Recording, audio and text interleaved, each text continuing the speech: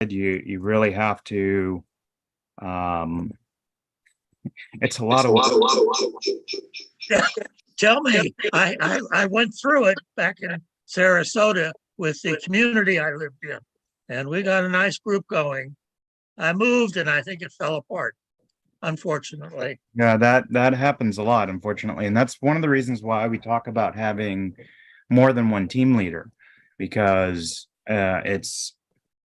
it's almost inevitable if you have only one team lead and that person moves away or something happens to them, the program just collapses.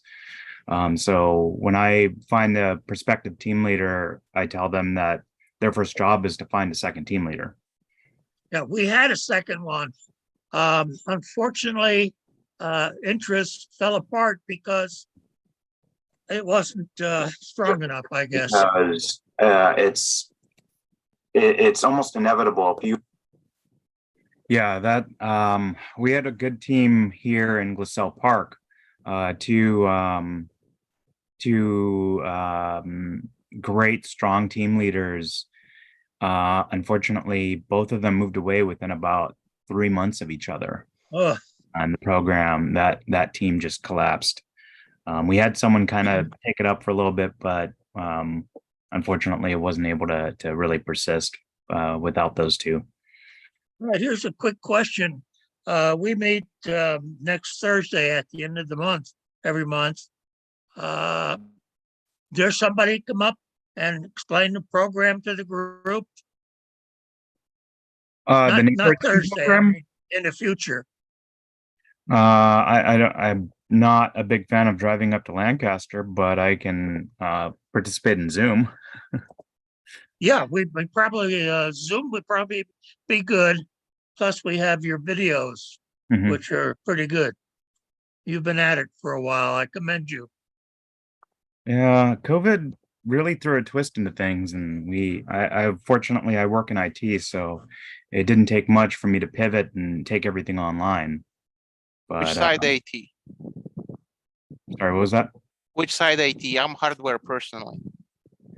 Infrastructure, so servers, network. Welcome, brother. Thank you. Okay, standing by. All right, we'll get started in just about 3 minutes. Way for people in the northern county, there is an event tomorrow at 6 p.m. in La Cañada, Flintridge, where also the sheriff's department is present. And CERT in the LA County runs actually through the LA County Sheriff's Department, not through the fire department. That might be, I don't know if you have a chance to get down there and hear what they have to say and maybe get some contact there. Right. Just trying to find the exact location that I can post this in the chat. Okay.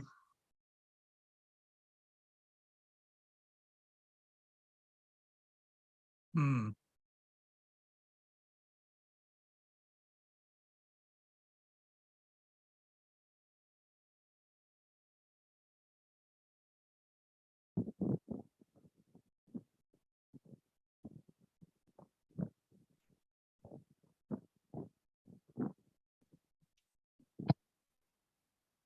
Give everybody just a few more minutes to get in, and then we'll go ahead and get started.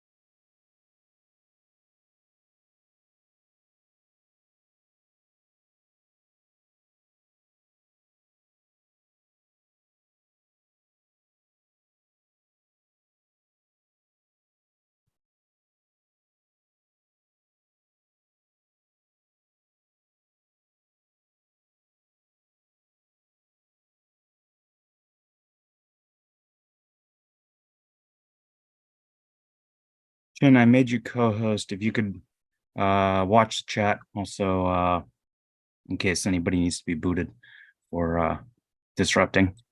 I'm gonna mute everybody once we get started, and then when we have at the end, we'll have time for questions. We can allow you to unmute at that point.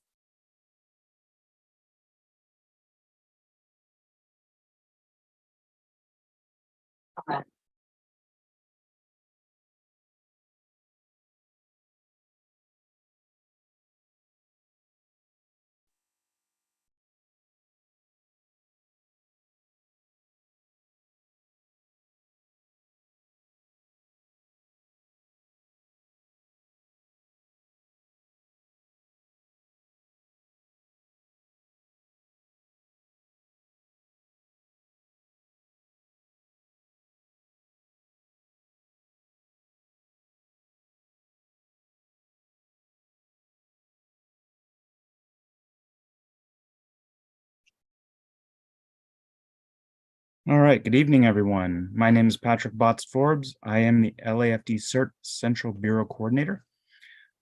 And tonight's presentation is on how to organize your neighborhood utilizing the neighborhood theme program system.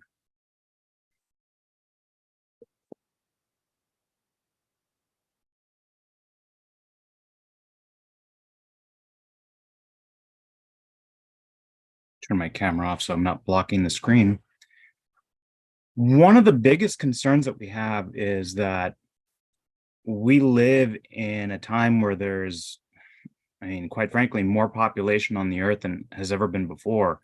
And the greater the population, the more likely is that there's going to be a disaster that is going to impact that large population. And as we're seeing, as over the last several years, over the last decade, actually, natural disasters are becoming more frequent, but not only more frequent, but actually more severe. I don't know if you've been watching the news in the last few weeks, but we've had multiple tornado alerts. We've had flooding. I think I saw a headline that said biblical level flooding for the second time this year in a region. So these disasters that are occurring across the globe are becoming so significant that we're breaking records every single time we have these. And some areas of the country actually get seasons where there are disasters. We're talking about hurricane season, blizzard season. You know, what's kind of unique about Los Angeles is that we don't get disasters here. But we're vulnerable to almost every kind of disaster. The last regional disaster in Los Angeles was actually in the 1938 flood. For those of you who were here from Northridge, the Northridge earthquake, that was a localized disaster in the valley and in West LA. But other parts of the city of Los Angeles, such as Northeast Los Angeles, the Highland Park area, or down in the south in the harbor, we lost power, but we really didn't have much damage. Things, of course, flew off the shelves, and maybe, you had some stuff that broke. But by and large, we didn't have buildings collapses. We didn't have freeways collapse. If you were in Northridge, if you were in West LA, however, that was a completely different story. There's actually sections of freeway that collapsed and quite publicly.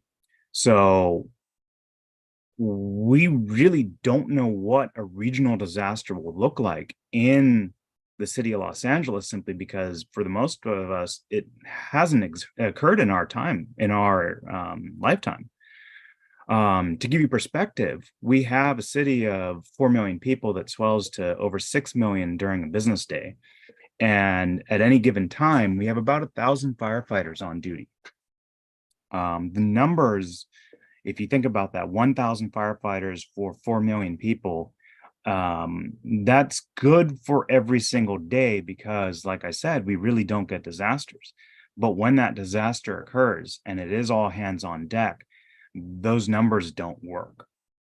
And the reality is that when you need the fire department, when you need first responders after a disaster, they're not going to come as soon as you would like or as soon as you need them to. And we're really going to be on our own, and we're going to have to figure this out on our own. So that's the point of getting prepared and why we talk about the community emergency response team training and why we talk about the neighborhood team program system, because FEMA has actually rated LA County as the #1 county in the United States most at risk for a disaster. And it's not just because we're vulnerable to all these disasters, it's because we're not prepared. We who've lived here, and especially the people who did not experience Northridge, kind of live in bliss here. Yeah, it's in the 90s right now in downtown LA. It's maybe about 100 to 110 in the valley. It's not great, but if you have air conditioning and you can stay at home, it's not that bad compared to other parts of the country. Even the places where it is 104, 124, they have air conditioning and they can pretty much survive. And yes, wildfires are a factor, but those are generally in the wooded areas, not so much the metropolitan area. And so the people who live in the metro areas really don't think they have to get prepared. And unfortunately, they're going to become a vulnerability when that disaster occurs. And of course, it's not an if, it is a when. We know we're long overdue for an earthquake. So you can see pictures here of examples of the kind of damage that an earthquake can do, or flooding. You can see a collapse here. We know the rolling hills estates in LA County, that, parts of their community slid off a hill. And that wasn't even caused by an earthquake. So those kinds of things happen on a daily basis. And when we're talking about preparedness, it's not just prepared for the earthquake, it's prepared for anything. If you have to evacuate your home on short notice, the things we're going to talk about today are things that are good just to be ready in case the unexpected happens. We try not to scare you about a disaster. I don't think it's practical to make you fearful that the earthquake's going to happen tomorrow night and we're not prepared and there's fire department's not coming and the hospitals are going to be overwhelmed. That doesn't do you any good, because you're going to lock up, or a lot of people will lock up because of that fear. What we talk about, however, is that while we can't predict when the next disasters will occur, we can prepare for it. And just being prepared will empower you to not be afraid of what, quite frankly, is the unknown. We don't know what this disaster is going to look like. And because of that, we really are afraid of it. I mean, if you knew that the earthquake was going to be tomorrow, and you knew exactly what time it was going to happen, you could prepare for it. You could be prepared right for that instant. But the earthquake is going to come at some point in the future, possibly in the near future, maybe in the distant future. And that ambiguity causes people to really, think, well, I don't know. And I don't know how bad it's going to be. Is it going to cause my house to collapse, or am I going to be fine? And some people just decide, I'm not going to worry about it. I'm not going to be scared about it. I'm just going to live my life in bliss. Ignorance is bliss. What we say instead of trying to cause people to fear, however, is that 99.99% of the population will survive the earthquake. It's not so much that the earthquake is going to kill a lot of people. It will kill some, but the estimates are about maybe 1,800 people in a city of 4 million. And that's actually less than 0.00 1% of the population of 4 million. But what happens after? That's where we're going to now live in this disaster. You can see this happening. It's called the recovery period. You can see what happens after a hurricane or a tornado, or if you look at Paradise, where the entire town was obliterated by a fire, that community has not come back. Chances are that community will not come back. And it's the preparation, it's the planning ahead, it's the working together to make sure that our community does survive this, because we probably will. And whether or not we choose to continue living in this community, in this city, that's up to us. But the better prepared we are about this, the more that our community comes together, the more that our neighborhood is ready to help each other out after the earthquake or whatever disaster, it's going to greatly speed up that recovery process. If you're looking at a total loss of your home, you might buy out and move to a different part of the country. And a lot of people did after Northridge. But if you're prepared and you're able to recover quickly, then that might not even be a factor at that point. You're gonna, it wasn't that bad. You had a lot of neighbors helping you, and you were helping your neighbors, and that community that was built in the wake of this disaster makes you want to live there more.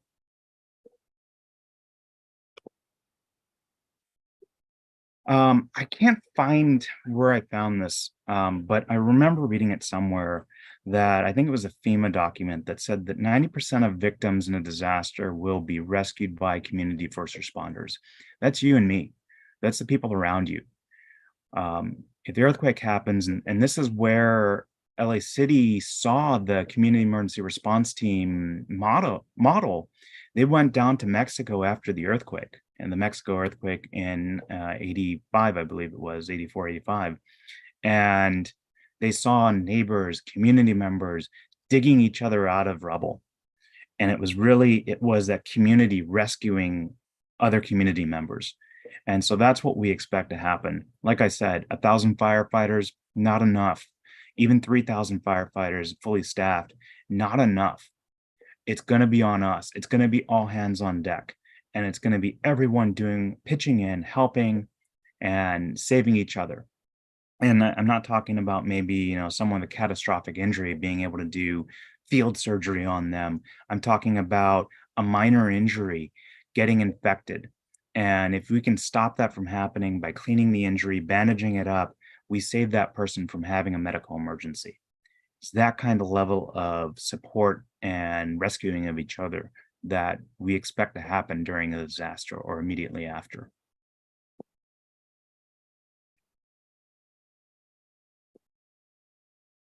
The way to do this really is prepare, plan, train, drill, and repeat.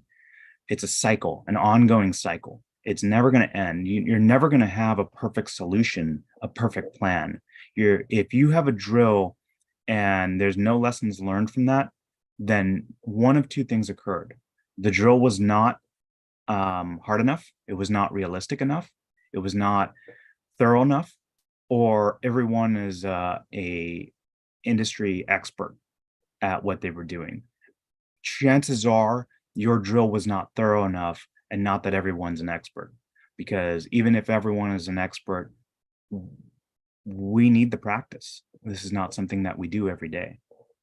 And so really, we break this up into components, and we talk about personal and family preparedness. We talk about neighborhood organization. We push people towards the community emergency response team training. We practice quarterly with our community or neighborhood drills. And then after the drill, we evaluate what happened during the drill, what went right and what went wrong. And then we make adjustments so that in the planning process, as we start the next cycle and figure out, okay, where do we fix the plans that didn't go right during the drill, so that next time we drill, it does go right. And hopefully we don't repeat the same mistakes over and over again. And that's pretty much a failure at that point. If you make the same mistake drill after drill, you're not learning from the lessons. And that's where we really want to focus attention is, how can we fix the issue and make it right the next time. First and foremost, take care of yourself and your family first. Someone messaged me right before I started saying that she wasn't feeling well and she doesn't know how long she's going to be able to stay with the presentation. And I said, this is posted on YouTube. Take care of yourself, get better, come watch it later. If you're focused on trying not to be sick, you can't really concentrate on the material and understand the material. So take care of yourself first. And if there's an earthquake and you want to go help your neighbors, but you have a family member who's injured, you're going to be thinking about that family member instead of making sure that you don't do something that puts you in danger or someone else in danger. So you really want to concentrate on taking care of yourself and your family. If you have damage to your home, you're not going to be you don't want to try and help your neighbors out while you're trying to figure out how to save your home from getting worse or recovering from whatever that damage is. So come out if you can, but you and your family, your home is a priority first for you, and that is universal. When we start talking about getting your family prepared, however, it really starts with making a plan. I mentioned evacuations. Start with what happens if our home is unsafe? Where do we go? You want to pick two locations because sometimes you pick, we're going to be on the tree in our front lawn. Well, what happens if there's a gas leak in the area and you can't get to that tree in your front lawn? You need a second location farther away that is close to the area, but not, right on top of it. And so come up with two locations. Yes, we're going to meet at the tree in the front if we can. If we can't, let's meet at the library 3 blocks away or whatever your family decides to. And maybe that's, we're going to go to our vacation home in, Utah. I don't know. It's a personal decision between you and your family, but make that plan ahead of time and make sure that everybody knows what that plan is. Make sure your relatives know, because if you need to call up and check in, and everyone knows to call the same person in Iowa, same aunt or uncle, then that person might have information with everybody checking in and saying, so-and-so couldn't make it, but they're at this location. They're okay. They're going to shelter in place there. And that's that out-of-state contact number. Make sure everybody has that number either written down. Everyone, of course, uses a cell phone nowadays. And we generally don't have that information. So if you do have a cell phone, of course, keep it charged. Make sure you have a battery. Even if you don't have a cell phone, your cell network is down at the moment, that cell phone is still going to be a good resource. Of course, if you also feel comfortable writing it down, keeping that information on pen and paper, that is not going to require batteries and a charge to be able to access that information. One thing that a lot of us have pets, and it's important to know that if we can't make it home, that the first responders do know that there are pets in here and please rescue them. You can see the example of the sign here, and you can purchase these from various stores out there or make your own, just so that anyone who comes to your home, even if in an evacuation area, knows that there's pets in there. And a lot of times they will attempt to make that rescue. And finally, you want to practice exit drills in the home. And this goes back to that evacuation plan, is make sure that you practice with your family. How do we get out of here? Can we do it in the dark? If the power's out, if there's smoke and there's a fire, can you crawl out, without being able to see? Because if there is smoke, you don't want to be standing up, because as soon as you breathe in that smoke, you will be on the ground. Unfortunately, you probably won't be conscious. So you really want to stay down low and be able to navigate your home and get out of your home without being able to see where you're going. Next, we want to talk about making sure that we have supplies, because the vast majority of us during a disaster can shelter in place. And most homes will survive the earthquake because of the building codes. And so we really want to make sure that our home is our fortress and that we have plenty of supplies there. During COVID, it was almost comical seeing the lines at Costco and these other stores for water and toilet paper, and people going, I don't understand why water and toilet paper. Well, if you've gone camping, the two things you can't live without are water and toilet paper, clean drinking water and something to clean yourself with. And so those of us who were prepared weren't standing in line at Costco. Well, at least not initially. But we were watching this on TV going, okay, we don't know how long this is going to be. Hopefully my supplies last. But the better prepared you are, the more likely it is going to outlast whatever disaster. Unfortunately, the reality is that the recovery from disasters will take longer than we hope it will. And the saying of make sure you have at least 3 days of food and water, quite frankly, isn't sufficient. We really do want to kind of target the 3-week mark at this point, if not a month. And that's not to say that you need to make space in your home for these supplies, if space is at a premium, but it is a goal. If you can do this, do it, because you're going to be that better prepared. But if you can't, and you live in a small apartment and there is simply no way you can have at least 3 days of water and food, because at least you're going to be that much better off. But don't put yourself out of your home just to make sure you have these supplies, and don't overbuy. Don't buy everything all at once. A lot of these supplies will never be used, hopefully. So don't go buying a fortune and giving yourself hardship to do so. Buy a little at a time. Remember, the rule of thumb is 1 gallon of water per person per day. And that is also pets included. We count pets as people. So 1 gallon of water per person and pet per day. Canned food doesn't have to be heated, it's cooked. So canned food is generally what's called shelf stable.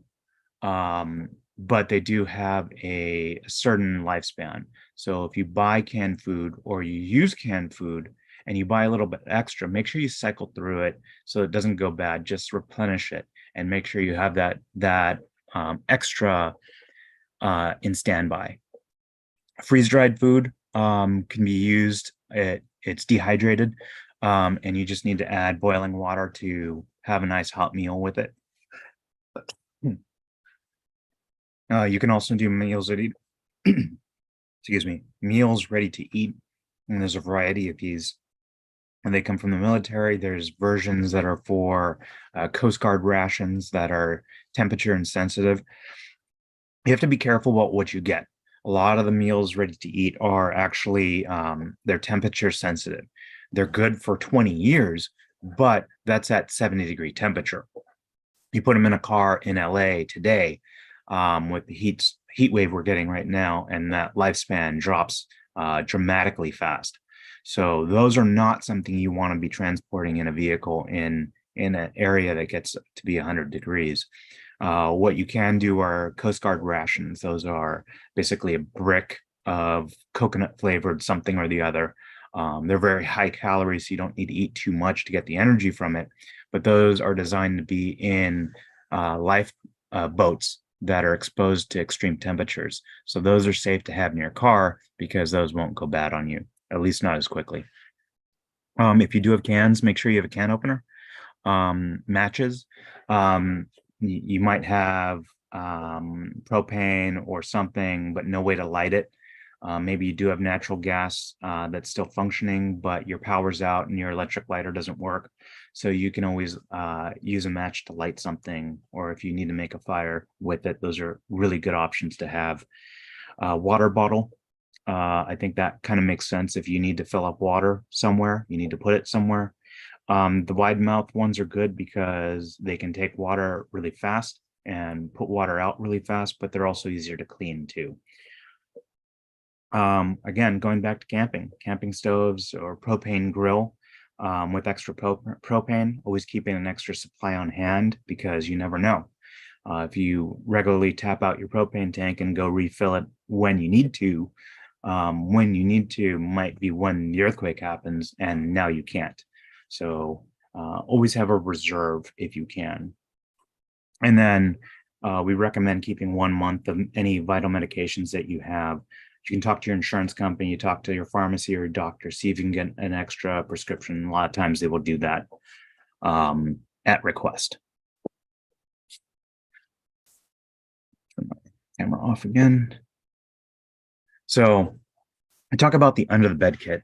And if you're in bed and the earthquake happens, and your bedroom shifts a little bit and your door suddenly becomes blocked or stuck, you want to have stuff available to you that you can utilize to get yourself out of the situation. And so a bag under the bed tied to one of the legs, so it doesn't drift off, is a good place to have this stuff, because then you can just reach under and grab it. And what you really want in there, and this, I can't emphasize the criticality of this, are sturdy closed-toed shoes and good socks. The reality is that things are going to fall off shelves. They're going to fall off walls. They're going to break, shatter across the ground, off the floor. And if you're running to get your kids because of the earthquake and they're screaming in terror because they've never experienced one before, are you going to think to put these shoes on, or are you going to run across the broken glass to get to them? The number one injury after Northridge was cut up feet. And that's because people were walking on things that, were sharp. And if anyone had stepped on a Lego or cut up their feet, you know that it suddenly becomes a medical emergency because you can't keep walking on it, or you make the injury worse. So really protecting your feet and hands are the most critical thing you can do next to protecting your head. I will say that leather gloves, genuine leather gloves, I apologize to the vegans, are better than synthetic, because synthetic is typically a plastic and it will melt at high temperature. Versus something hot, you grab it with a leather glove, you might not be able to hold it for long, but at least it won't melt your glove and stick to your skin and cause more damage because of that. I mentioned the hard hat, of course.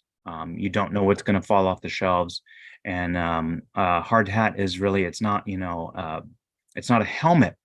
It's designed to push the falling material away from you, so it doesn't land on your head and cause injury. It's not designed to really take the brunt of it and absorb the impact. It's just designed to really distribute it and push it away from you. Pry bar, as I said, if you get stuck in your bedroom and you need to get out, sometimes that pry bar is exactly what you need to pry the door open, or a crowbar to kind of push things away so that you can access the door or window, or however you're getting out of there. Flashlights are always great to have, because power will be one of the things that fails. Inevitably, during a big disaster, power will always fail, simply because it will. I'm not an electrician, I'm not public works, but we see it over and over again at every disaster. And it might not be for a long period of time, but maybe it'll be a short disruption. So having a flashlight with fresh batteries, and I will emphasize, don't put the batteries in the flashlight. Don't even open them. When you get batteries, keep them in the original case in the bag with the flashlight. And then when you need to, then you can pull the batteries out and put them in, and you're going to have a very good chance that the batteries will work. Versus if you put them in and leave them in the flashlight, they'll actually start to degrade and swell and maybe get stuck and render that flashlight useless. Alkaline batteries start to discharge as soon as you start to use them. And so they'll continue discharging even if you take them out of the flashlight. So fresh batteries in their original container, best bet on that. Light sticks are also good, but those do only have a certain lifespan as well. So just be aware of that. If your light sticks have been in there for 20 years, might not work.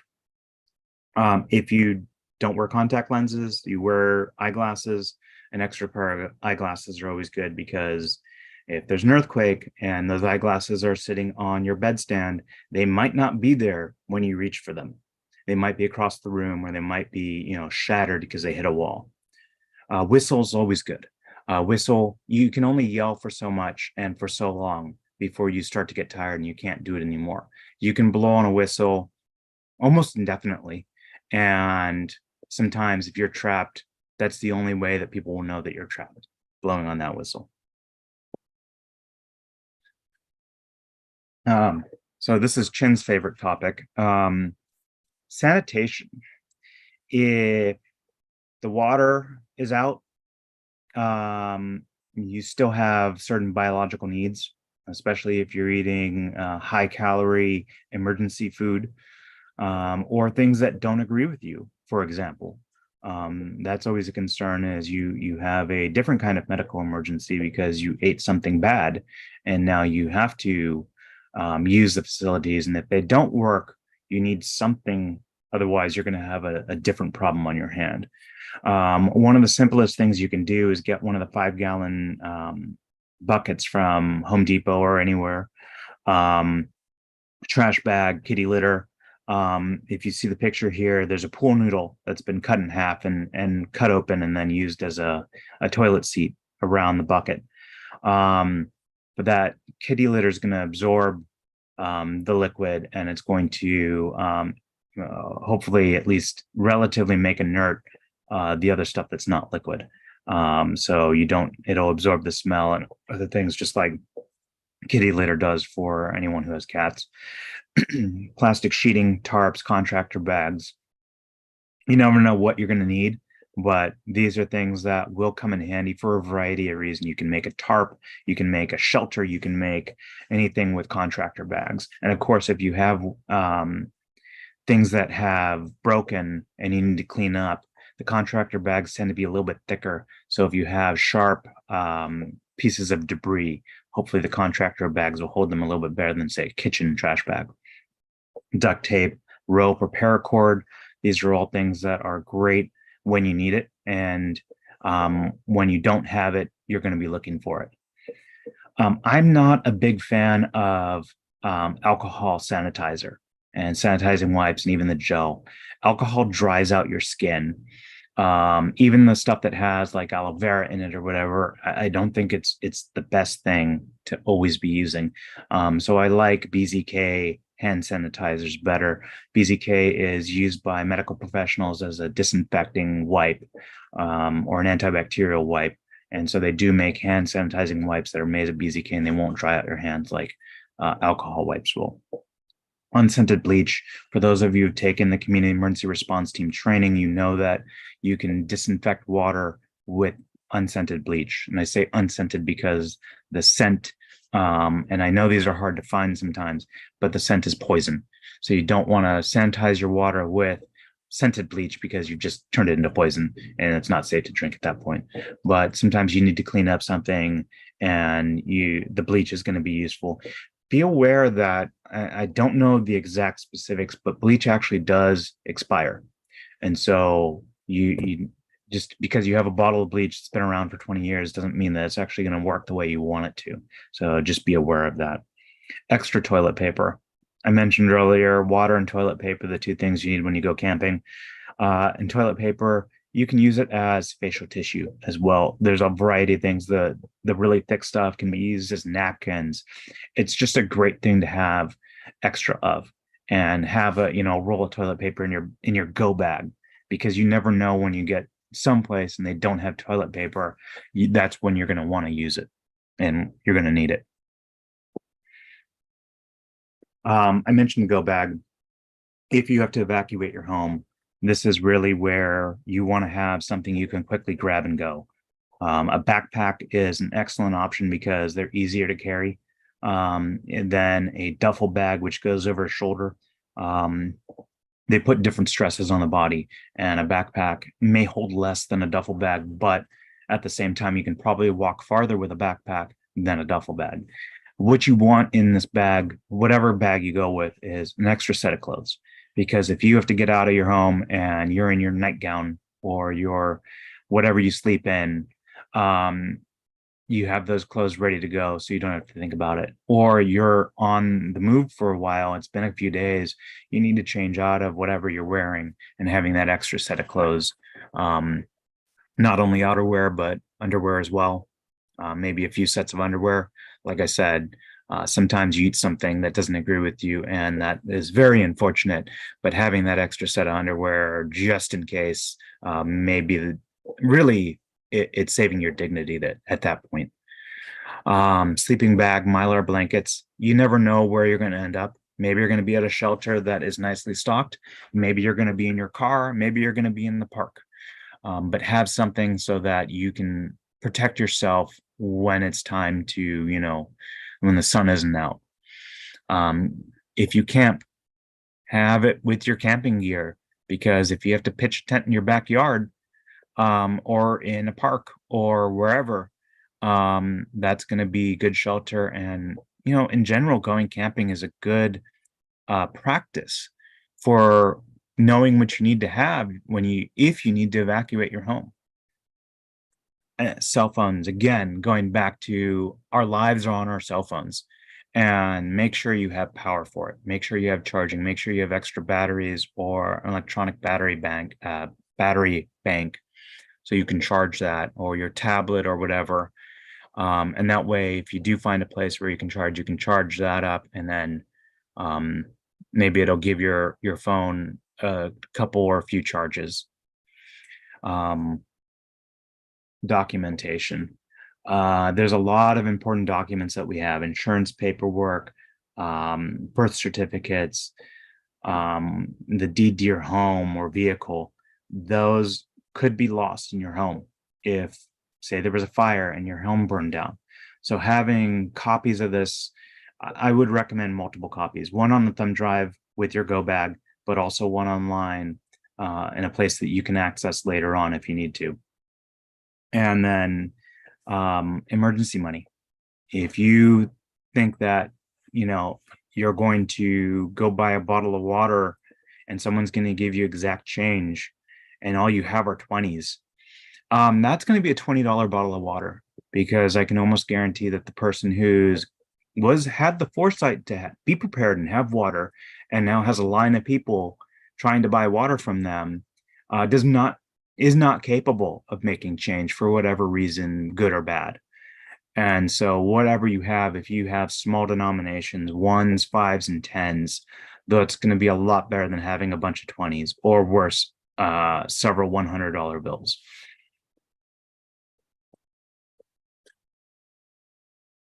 In addition to that, like I said, chances are we're going to be able to shelter in place. So having a home kit with a lot more supplies in it is going to be a great resource for you. I recommend one flashlight per person, again, with unused batteries, because if it's dark out, lights are out, everyone should have a flashlight.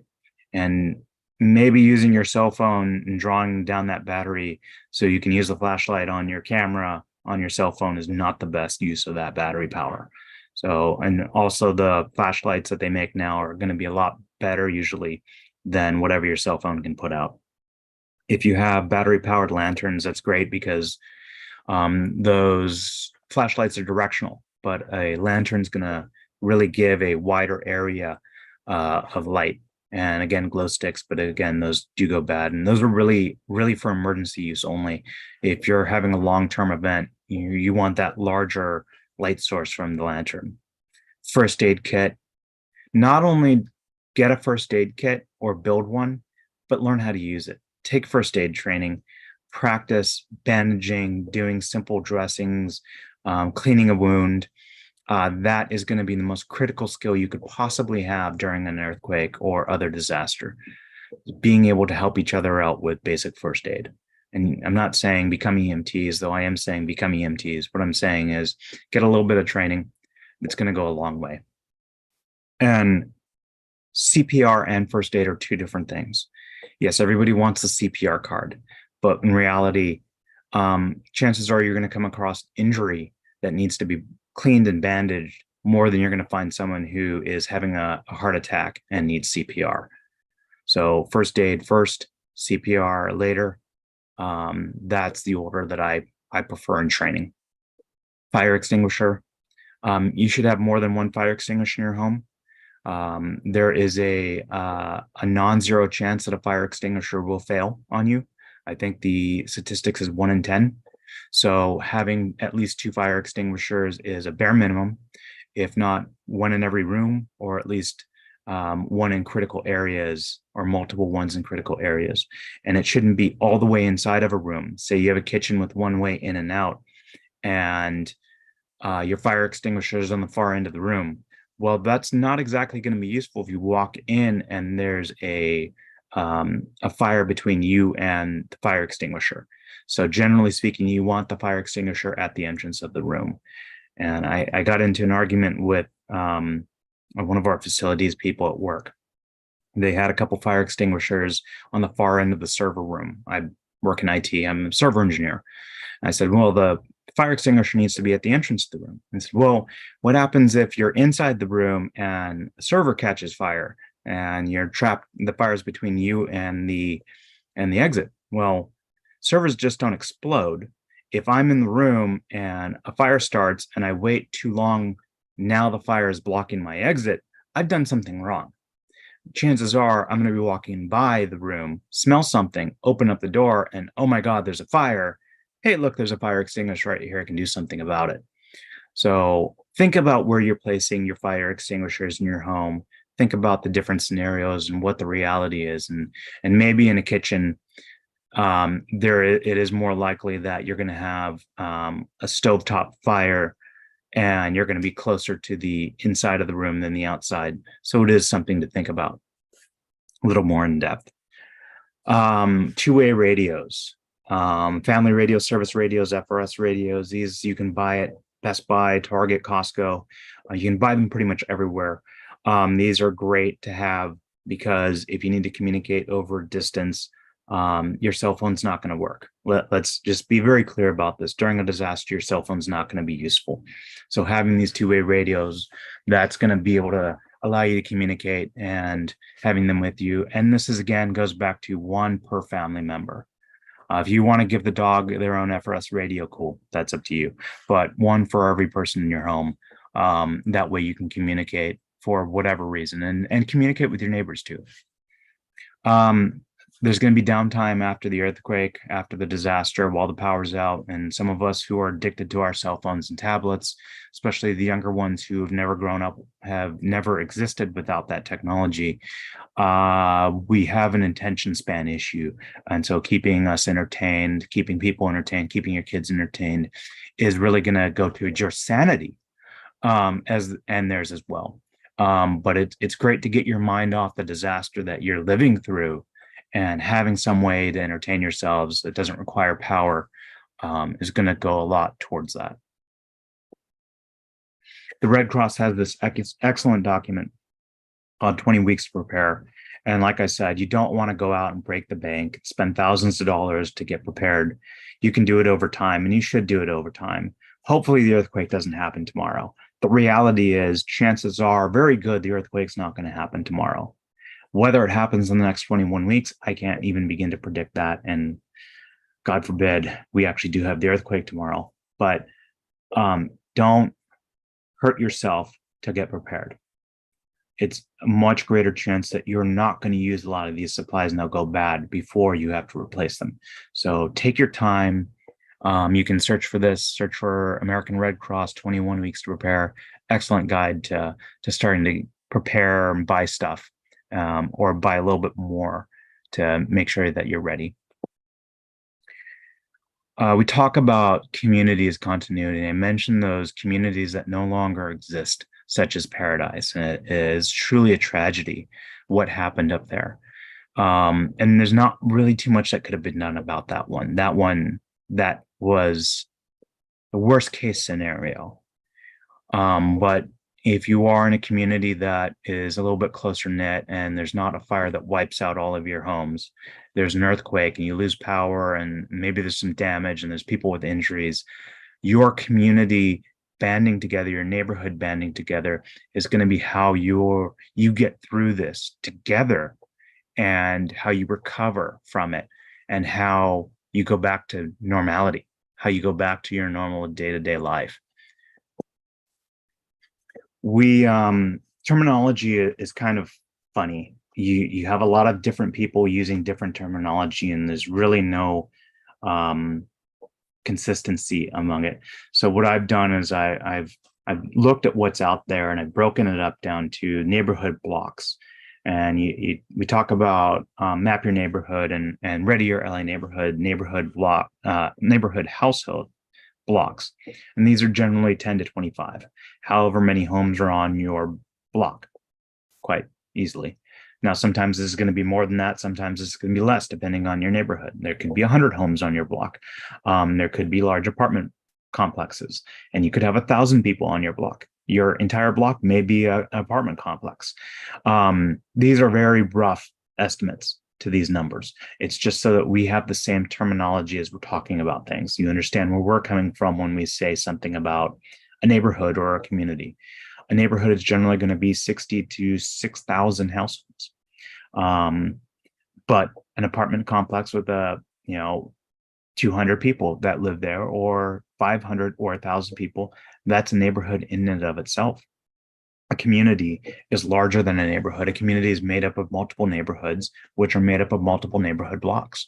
A community is going to be roughly between 6,000 and 60,000 people. You could have communities as large as 125,000.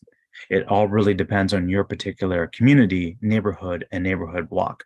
But I want to get talking on the same page. So when you hear me talk about a neighborhood versus community, that's what I'm talking about. I can't emphasize this enough, really want to get to know your neighbors. Now, I'm a bad example. I fall into the I don't want to talk to my neighbors when I go home category that most of us do. My area in Monterey Hills, we are townhouse and condo complexes. Those of us with townhomes drive into our garage, close the garage door behind us, especially if we see someone else on the street.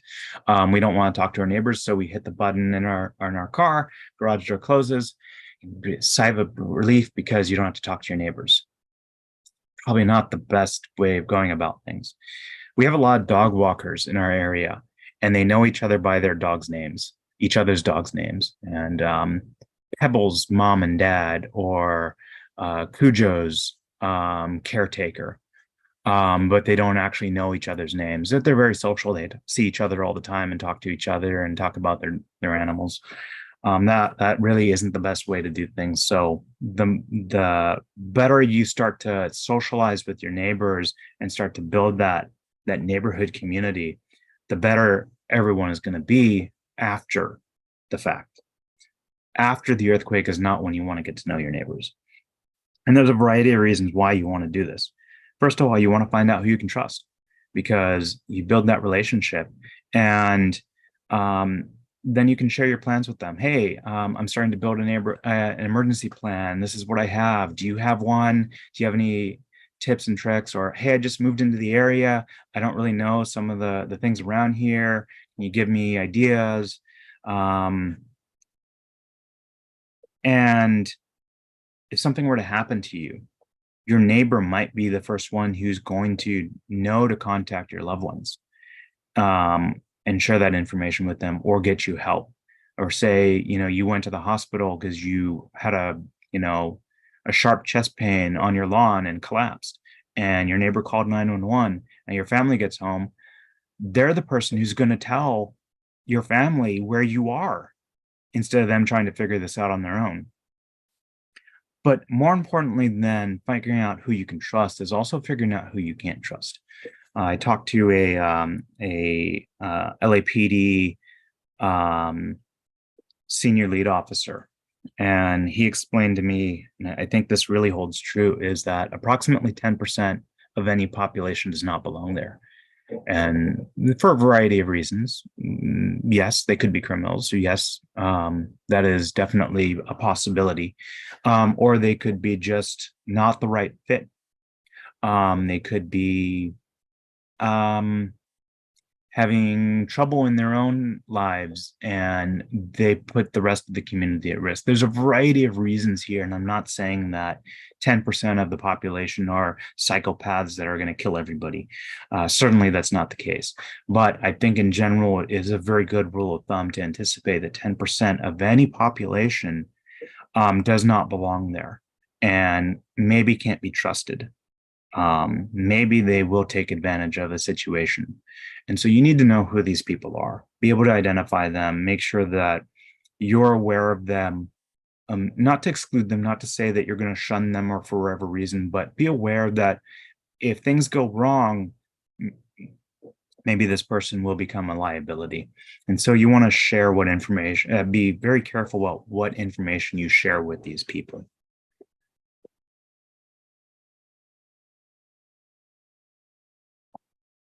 So there's some people who think that they can live on an island by themselves. They can, they're survivalists or whatever, and they're going to be able to go off in the woods and come back after society has recovered from itself, or they don't need to talk to their neighbors or be part of a community, and they don't want to be.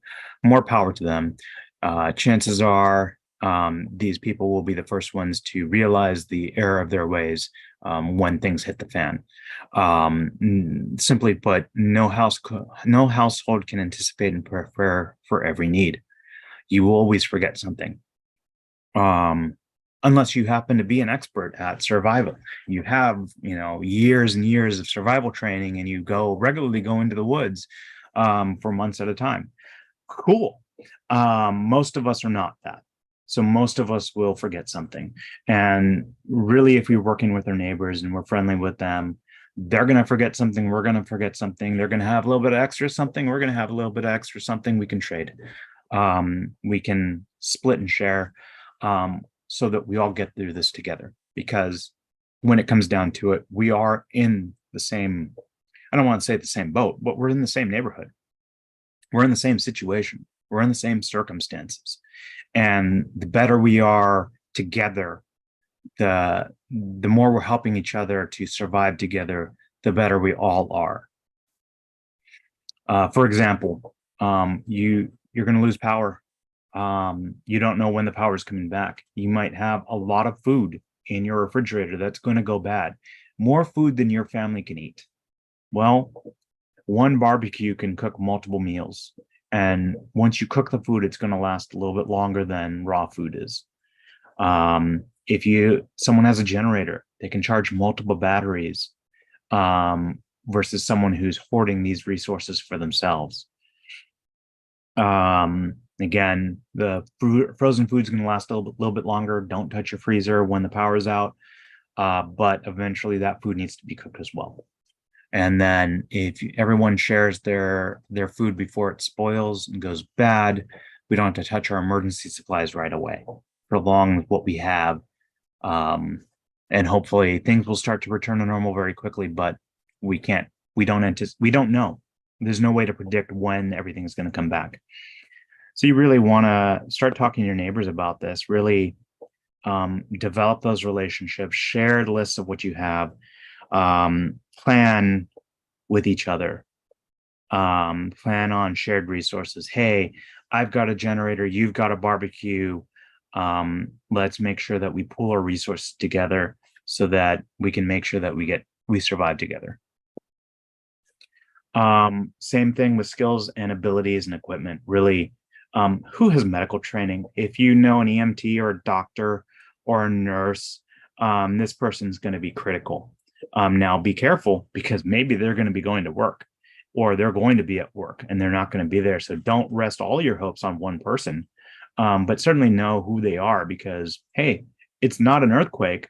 It's little Sally fell off a ladder while she was putting something up and she's screaming in pain. Go grab our EMT or nurse neighbor 2 doors down and bring her over here and find out, do we need to go to the hospital? Do we need to call 911? That is the neighborhood at work before the earthquake, before the disaster. Who's an electrician? Who's a carpenter? Who's a plumber? These are things to know ahead of time, because, hey, I have some work that needs to be done, and I got a bid on this. Is this too much? Is this person trying to take advantage of me? My neighbor happens to be in this industry and they're a great resource. And I'm not saying take advantage of them or, use them. I'm saying talk to each other, get advice, share plans, knowing who has a generator. Also, it's important to know who has vulnerabilities that are going to be exacerbated during a disaster? Who's on oxygen? Who's wheelchair bound? Who has latchkey kids and they work from 8 a.m. to 8 p.m. and the kids are at home for 4 hours before anyone else gets there? And the earthquake occurred at 6 p.m. We want to check on those kids. And hey, they happen to know who we are because we're neighbors and they trust us because we're trustworthy. And of course, you would want your neighbors to look after your kids as well if you weren't there, or elderly parents or whatever. This is where that neighborhood really becomes cohesive by getting to know each other and becoming friends. I mean, really, what's better than living, next to your friends? And this goes, hey, I'm going out of town. Can you watch, get my mail? Or, hey, I'm calling you at work because I know you're at work and some person, I can see them moving around in your home with a flashlight. Are you expecting someone over there, or, should we be calling 911 right now? Those kinds of things are really gonna to help each other out in everyday life, not even after the earthquake or disaster. It's really knowing each other, and we're gonna get through life better, even if the disaster hasn't occurred yet. When you start to talk about, I mentioned the FRS radios, the family service radios, having a agreed upon channel so that if the power goes out, everyone knows, turn on your radio and check in. Maybe it's nothing, maybe it is something, or a gunshot, or a loud explosion, or earthquake happens. Turn on your radio to the agreed upon neighborhood channel and check in. Give your status of your family and your home. I recommend using call signs. Where we're pushing. One thing that seems to work pretty well in some of our areas is your street name followed by a number. So if you live on Main Street, your Main 1, someone who's next door to you is Main 2, Main 3, Main 4. This keeps a little bit of anonymity here. But I would not recommend using first names over the radio just because it is public and anybody can listen in. Other neighborhoods, maybe it's the neighborhood name, or whatever works for you, but have agreed upon call signs and agreed upon channel, and then check in. And it's going to sound something like this. This is Cabrillo 1. My family is safe. My home is undamaged. Or, God forbid, this is Cabrillo 1. A family member fell down the stairs, possibly broken leg. My front door shattered. My front window shattered. I can see cracks in the walls. That's when you start to get the situational awareness. You understand how bad things are. If you're starting to hear about injuries and damage to property, this was a pretty major event. But if everyone checks in and they're safe and there's no damage, then this is pretty much a non-issue. And then make sure you put up a help okay sign once you've assessed your home, so that if there is a team going through the neighborhood and you need help, they know to check in on you, or if you're okay, they know that they can pass by and not have to worry about you. And they look something like this. And we put a date and time here because, hey, it might have been 3 days when you put the sign up, but things have gone wrong now, and you haven't had chance to switch this over to help. So you look through the signs and you see that the date was 3 days ago, and it says okay. Maybe just check in on them, make sure they're okay still. Now we start to get into the core components of the neighborhood team program. These are programs put on by different agencies and programs that have been created by other groups throughout the country that we think are great resources and great ways to great programs that will help and benefit all of us. LA City Emergency Management Department created the Radio LA Neighborhood. It's based upon Map Your Neighborhood. It's very similar, if not the same thing, but it's customized to LA. Of course, living in Los Angeles, we have to do everything LA centric. So we want something with our own, identity in there. But Map Your Neighborhood is almost the same thing. And if your neighborhood doesn't use Rylan or Ready Your LA Neighborhood or something else, you can contact the American Red Cross and set up a Map Your Neighborhood facilitation. And you can go to readyla.org for more information about the Rylan program. But one thing that Rylan and Map Your Neighborhood really have in common are a real great step-by-step guide. You're going to get together with your neighbors, and I put these slides out of order. You're going to get together with your immediate neighborhood block. And ideally, this is up to about 25 households, and get to know each other and have this meeting, and you introduce yourselves. It's really a way to really start to force each other, for lack of a better word, to know each other. But it's a great way to introduce yourselves. And you're going to start identifying resources. You're going to start identifying vulnerabilities in your neighborhood. And this information stays with your neighborhood block. This does not go with the facilitator. This does not go to the government. There's no database with all this information in it. It stays with the members who are filling this out. And you're filling out your own information. As people share, you're filling out your own sheet, your own shingle, and this information stays with you. So if you can't read your own handwriting, figure that one out on your own. I have seen it where people have shared it with each other, and somebody created a database, created a printed version. I'm not saying that's wrong. I'm saying that is agreed upon by the neighborhood, so that if somebody does leak this information, it is possible at that point, versus you're keeping this information on your own sheet.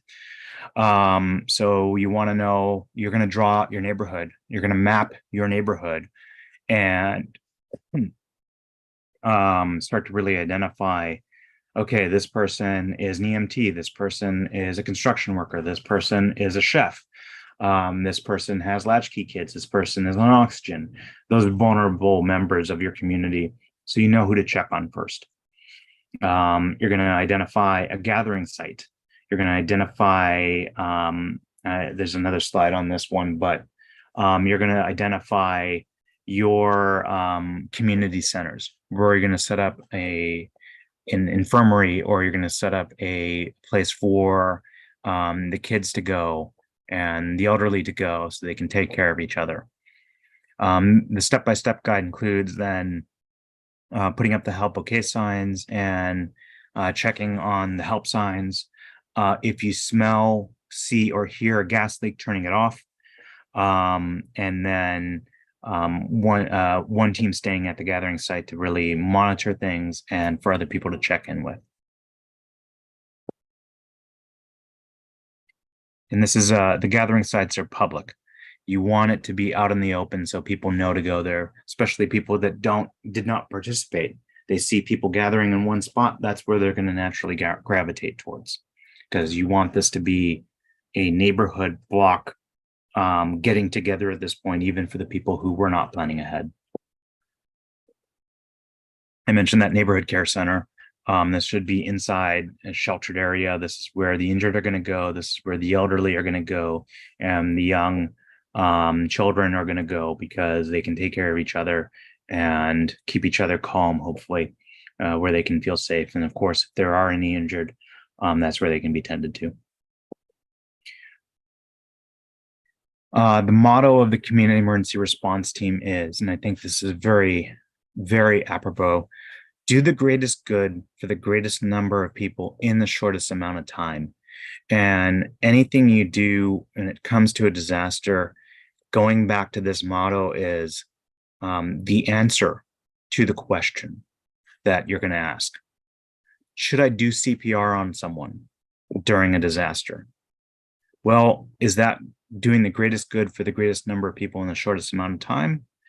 If you say yes, and certainly if it's a family member, you're going to do that, but maybe not. The Community Emergency Response Team was created by LA City Fire in 1986.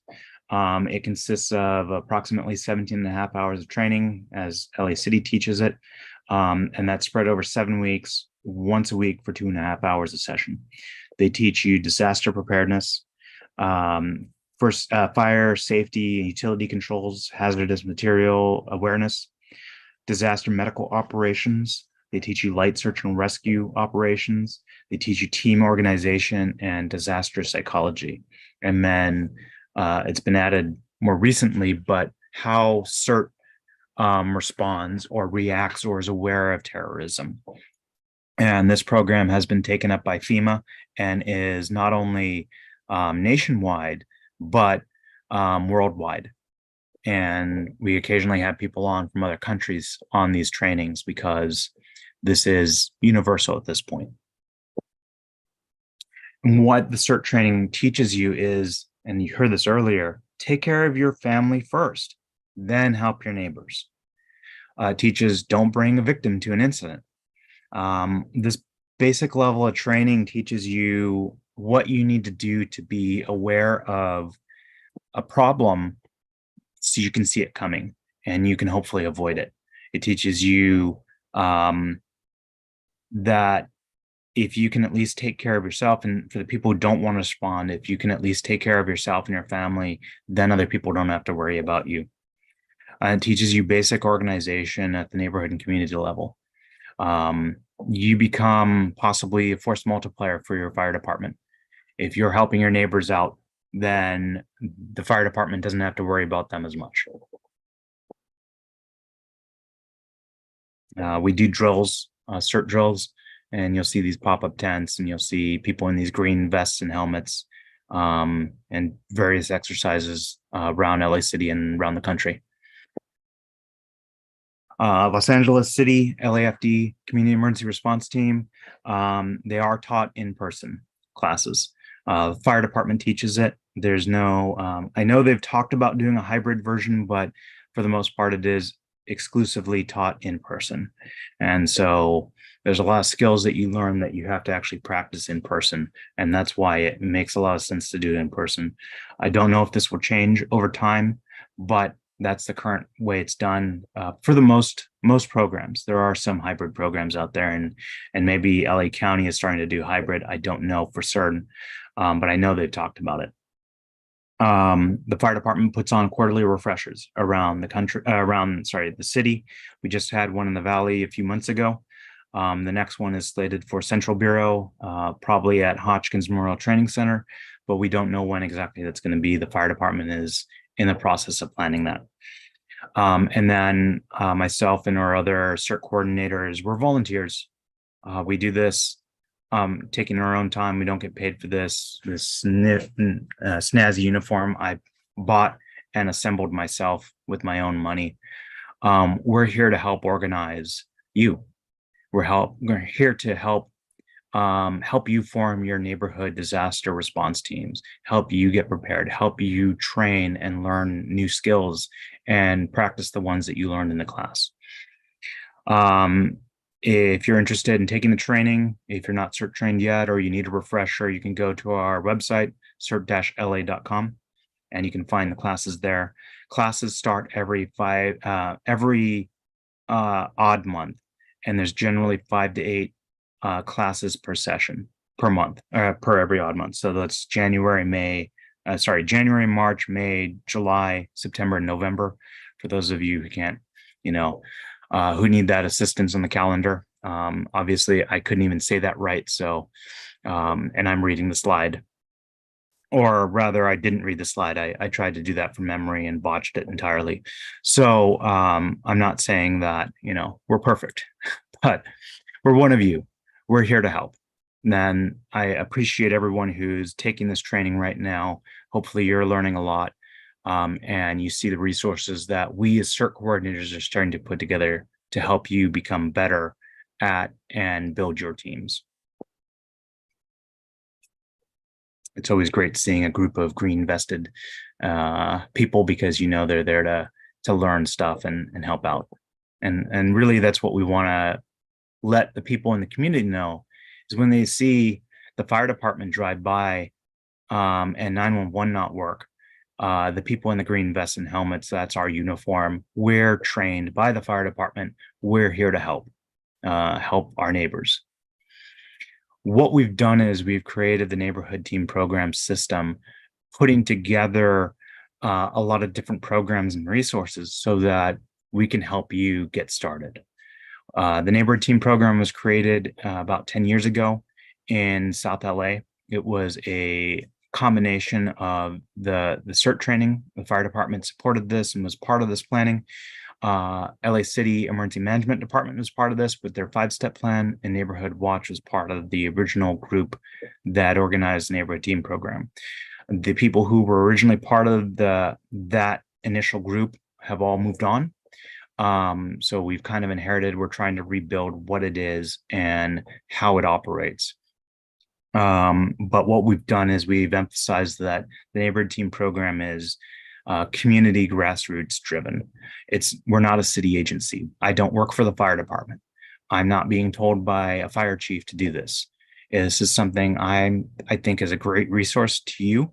And if you say, hey, I want to start a neighborhood team program, I will say, how can I help? Or, all right, let's get started. We're going to work on this together. We're going to be partners in this process. And I'm going to bring resources. I'm going to bring you guidance. I'm going to bring you support. But what we're trying to do is we're really trying to find and recruit team leaders, because we're going to build the teams around you. I live in Northeast LA. I'm the Central Bureau Coordinator. That's 1/4 of the city. And if you think that if you divide 4 million into quarters, that's a lot of people. The math doesn't work. I need people who are going to step up and say, hey, I'm interested in being a team leader. I don't even know how to get started. What can I do? I want to help. And I'm going to be there, and I'm going to hold your hand. I'm going to be part of the process. And I'm going to build you up as a team leader. I'm going to build the team around you, and I'm going to be there right next to you on an ongoing basis. And we're standardizing this across the city because we really want, if you 5 years ago, if you went to a drill in the valley and then you went to a drill in the harbor, they were two completely separate drills because there was no standardization. Everybody had to reinvent the wheel. Everybody had to come up with how to do this on their own. And that doesn't make sense. So we're really standardizing a lot of the processes, standardizing the terminology, standardizing the format, so that when you do a drill based on the neighborhood team format in the valley and you attend a drill in the harbor based on the neighborhood team format, it's going to be the same drill and the same terminology. It's going to be tweaked and customized, but it's going to be the same drill. You're going to understand what's going on there because it's all using the same format. And I mentioned earlier, I work in IT. I'm a systems engineer.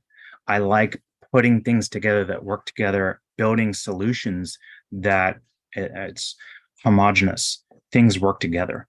And so really we're putting together a series of lectures to orientate you towards the process. We're putting together step-by-step guides. We're putting together drill templates. We have a 501c3 that's able to help you build resources and have resources available, including a staging area kit in your local neighborhood, and have a continuity of ownership and continuity of training with all of this. And then, of course, as a CERT coordinator, I'm providing support from the top down while you're providing leadership from the bottom up.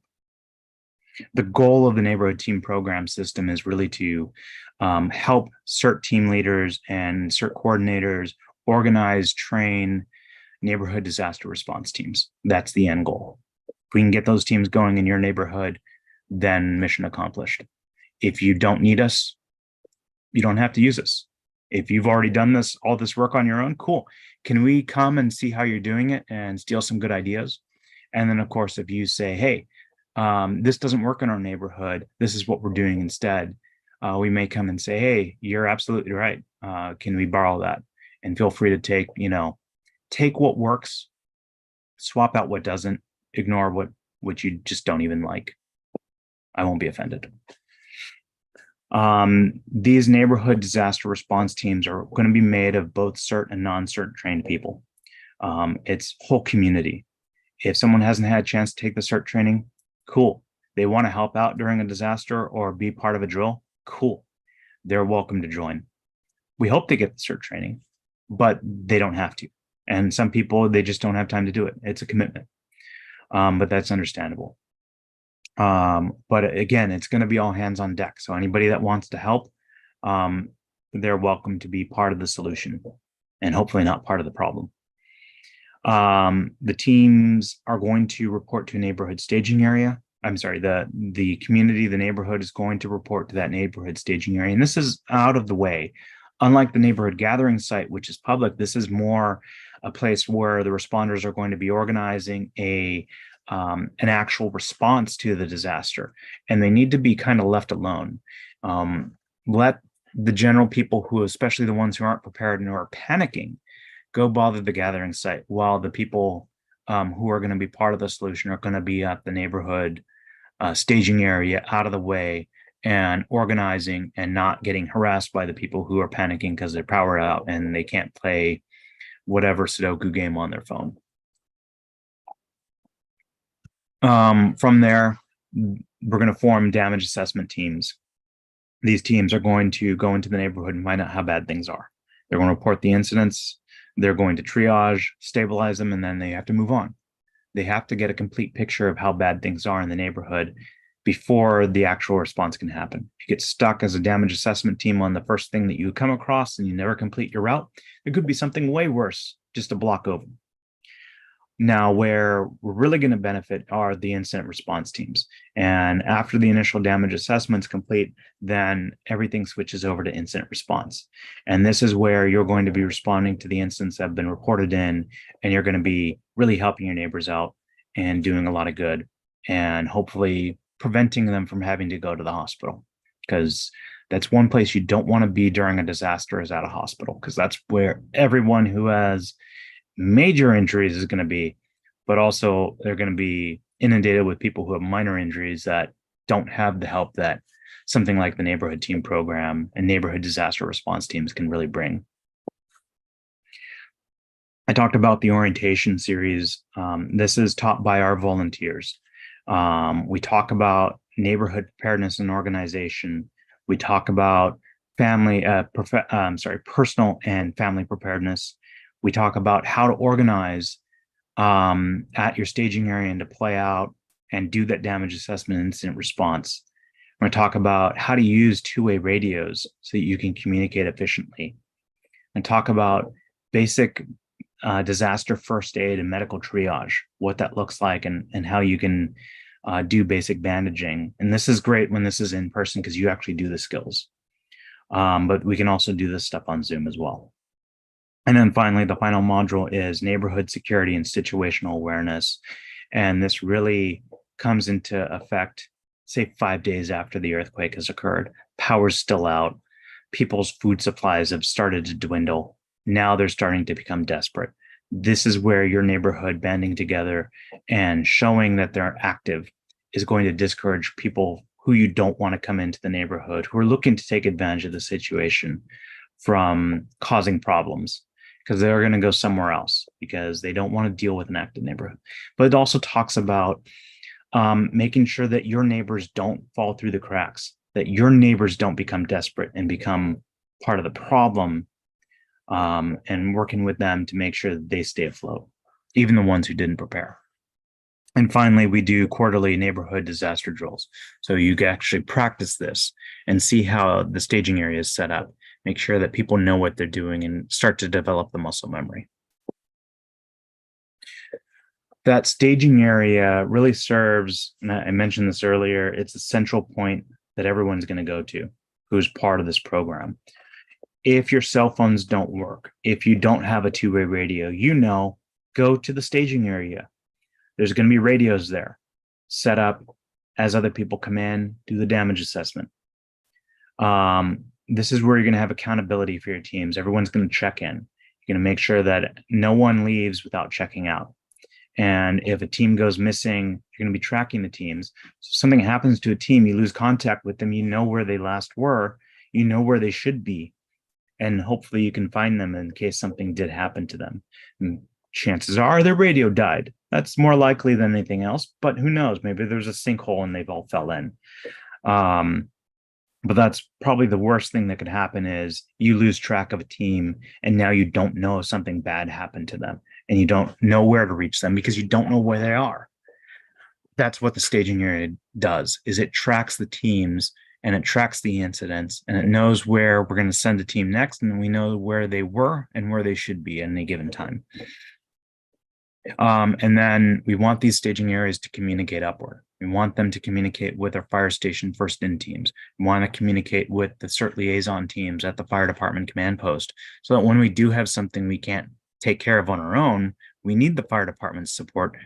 That's how that communication chain works. 911 is going to be busy. Assuming you can even call in, chances are your cell phone's not going to work. The network is going to be overloaded. So you get on your two-way radio, you call the staging area calls the first in team, the first in team calls the command post and says, hey, we have this location. They have a burning building with people trapped inside. Fire department now knows about it and they can do something about it, hopefully.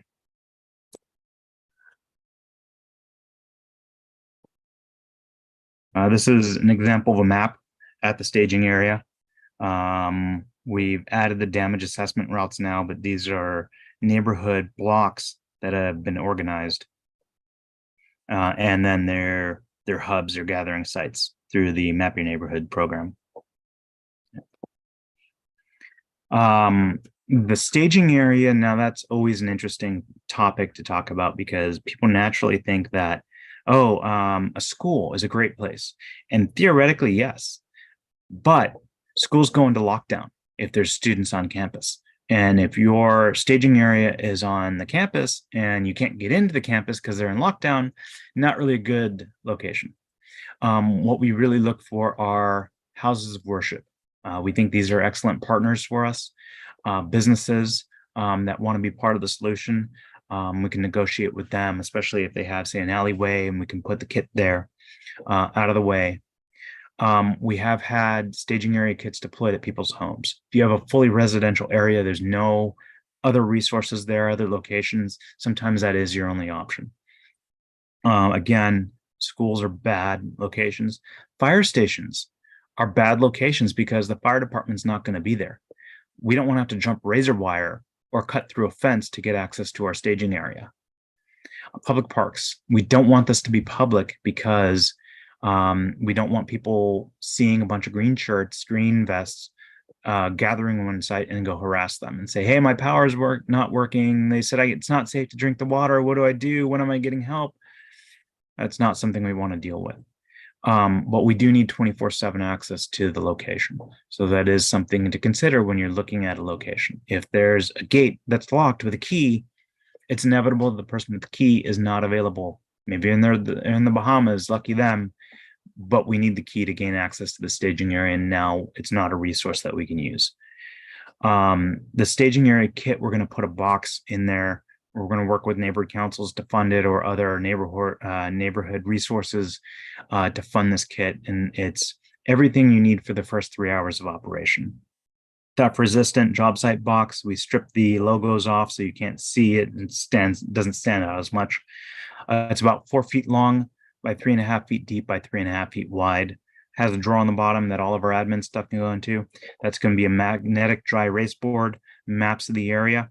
Clipboards, we use legal size clipboards, pens, forms, all the stuff that you need to have your team document and know where they're going. In the top section, we're going to have commercial two-way radios that are licensed for the LA region or family radio service radios or whatever we're using for that area.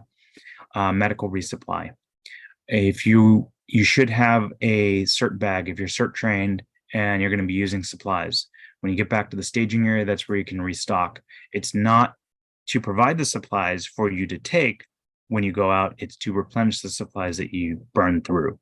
And then a medical jump bag, because if there's a mass victim incident somewhere and you need to grab the jump bag, you have a lot of supplies and non-perishable stuff, bandages, dressings, triangular bandages, stuff like that.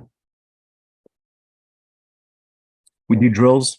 Sometimes I call them pop-up drills because we can pretty much go anywhere. We can go to a public park and set up. There's no infrastructure required. All we need is a date, time, and location, and we can do the drill right then and there. We provide all the radios and the maps, the clipboards, and everything for our teams to go out so that they get the experience of what this is going to look like using the neighborhood team program format. And then these drills are templated, so they're designed to be really repeatable. That's the most important thing. If you see the same drill over and over again, you start to develop that muscle memory. You know the format, you know how everything is supposed to go. We don't use cards that say this person is breathing 30 times a minute, their capillary refill is 2, and they can answer questions, or they know their name, or something dumb like that. We use facilitators that are storytellers. They engage with the team and really walk you through the process. We try and remove a lot of the things that I hate about drills that are artificialities, things that allow you to, oh, this is a drill. I know we're going to be doing like a CPR class. You know you're in a CPR class. You know you're going to be doing CPR. So the mannequin on the ground is obviously not breathing and does not have a pulse. So I'm going to begin CPR on them. Well, that doesn't teach you anything. That doesn't teach you how to assess someone. If someone has gone down, you're not going to immediately start pumping on their chest like you did in class. You have to assess them. And so that's really what the facilitators are going to be pushing, is the realism, the storytelling, so that they take you along the journey from start to finish, instead of allowing you to just jump to the end. There are 3 drills that we do using the NTP format: damage assessment, incident response, and staging area operations. And we repeat this all over the city, hopefully monthly. What we've also done is we've really simplified the incident command system. We're not talking about setting up the operations and having an operations chief and a planning section chief and logistics and finance and all the other things that go into the incident command system.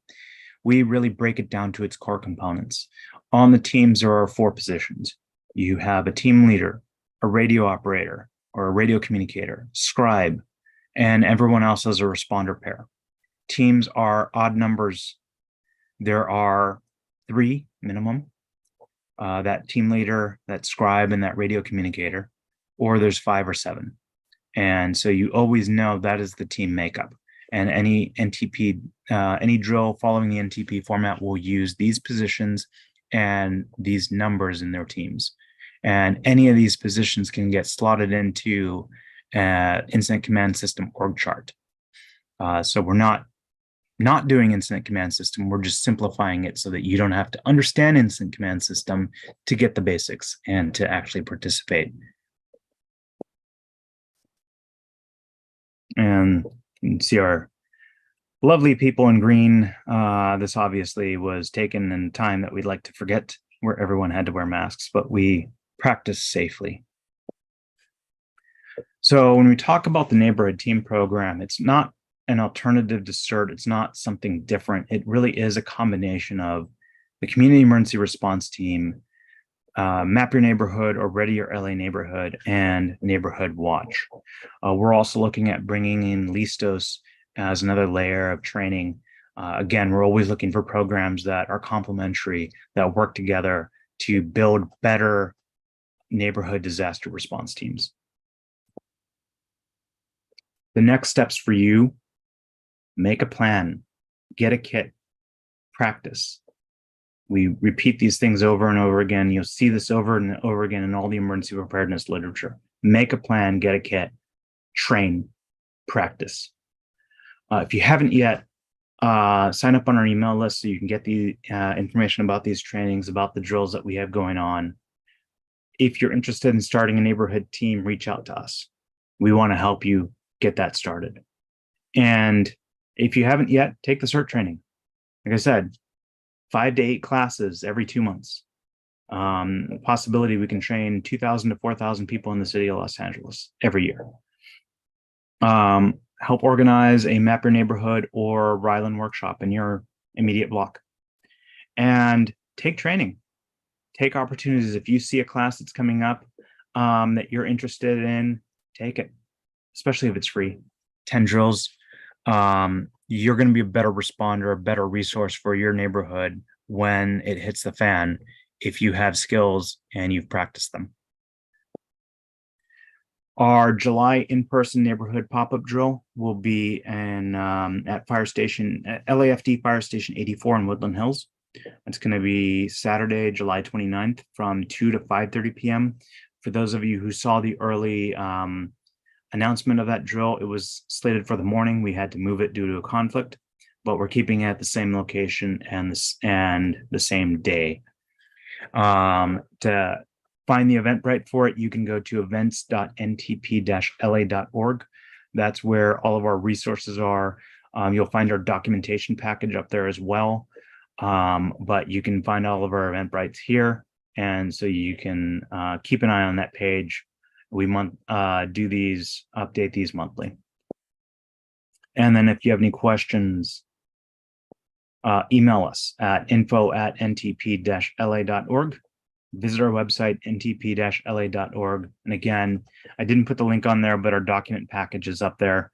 That's going to have a lot of resources, our step-by-step guides up there. And we're always adding to them, updating them. We use forms on there that are published on there, and the drill templates will be up there when I get them written. So, any questions? That was a lot of information I just threw at you guys, but we're developing the system so that you don't have to. We're developing these resources, these guides, so that you don't have to. I see there's other CERT teams from outside of LA City that are joining us. And when I talk to people, especially new CERT members, I ask them, hey, in your CERT training, did they tell you what to do after the CERT training was over? The answer is usually no. It's usually figure it out on your own. And CERT is very famous for having to reinvent the wheel. We don't think that you should have to do that. There's no reason to have to do that. So that's why we've created this neighborhood team program. We've really designed it to be a package of resources, guides, templates. It may not be perfect for your neighborhood. It probably won't be perfect because there's no perfect plan, but it's a good start. At least we hope so. If you think it's garbage, cool. If you think you have something better, cool. I'd love to learn from you. But if this helps you get started, then I've done my job. So I will allow you to unmute. Go ahead and raise your hand if you have any questions or any comments or anything, and we'll go from there.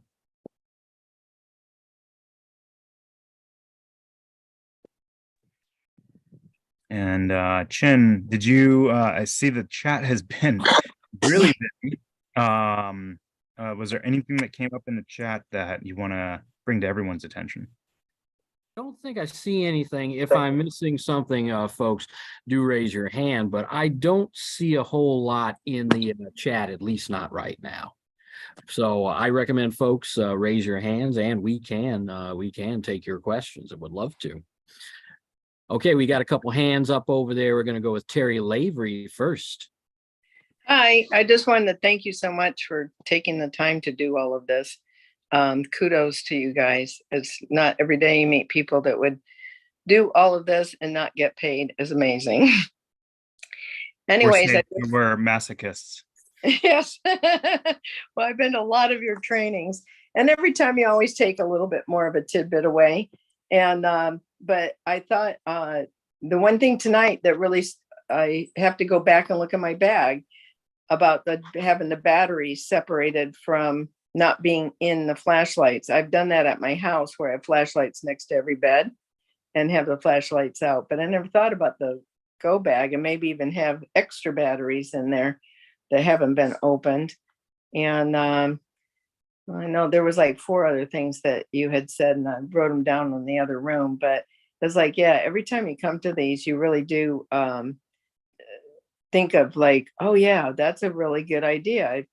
Write that down and have it kept in a good place. And actually, the other thing is the last time with the when he did one of these, I actually wrote down a bunch of things on a piece of paper, and I actually put it in my to-go bag so that I wouldn't forget. So that might be something for some people. All right. All right. Good. Before good. we ask for other questions, I would like to introduce, of course, our co-host here, Chin Tamasangsi is our South Bureau Coordinator. We also have Christy Adair, our Valley Bureau Coordinator, on as well. I'd like to introduce her and let her introduce herself, actually. Oh, hi. Well, I'm Christy Adair, and I don't know why I'm blue right now, but I can't figure it out. So thank you all for joining. Patrick always gives a lot of really good information, and it is a lot of information. So I'm happy to see people taking notes and being really active in the chat, because issues that we have in Southern California may not be the same exactly, but they're similar to other parts of the country. I've lived in 4, 5, 6 states now, and all with unique problems and opportunities. So it's really nice to see so many people from all around. And thank you for joining. That's really all I have to say. Thank you, Christy. We also have Glenn Dollar, our Battalion 15 Coordinator, and Jose Mortaya, I saw earlier, our Battalion 4 Coordinator as well. Any other CERT coordinators on? Chin, did you see anyone else? I have not seen anybody else from the team. All right. Well, so they're available in the chat, and if you live in that area, please reach out to them. We'll go ahead and take Carly Wolf. Carol. Carol Wolf. I can't read. That's why you need to leave it to me. I will turn this back over to you, Chin. Okay, it is Carol. Look, again, thank you. And I was wondering, because I've looked through when you're having the different CERT trainings, and I live in West LA, and I couldn't find a date where an upcoming training will be in my area, because I'm sorry, I'm not going to the Valley for a 7 o'clock training at night. Not going to happen. So when will something be in my area? How can I find that out? So I just posted in the chat cert-la.com/eventbrite. It's going to have the list of upcoming trainings. I'm sorry, what neighborhood, what community do you live in? West LA, West LA. 405 in Santa Monica Boulevard. Jose can probably give you, he's probably more aware of what's going on out there. Jose, do you have any upcoming trainings out there? Is Jose still here? You might have lost him.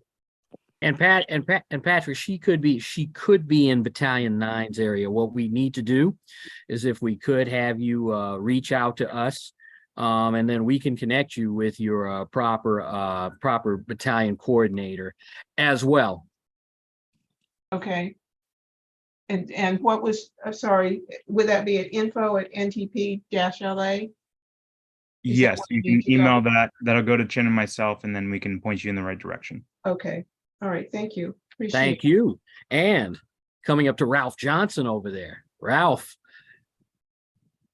Hey guys, thanks so much for the evening. Brand new West Hollywood Hills location. I think we're Battalion 5. And we're super interested because I know no one on my street has any information, and we are in a severe fire zone. So it would be kind of very nice to get some CERT training.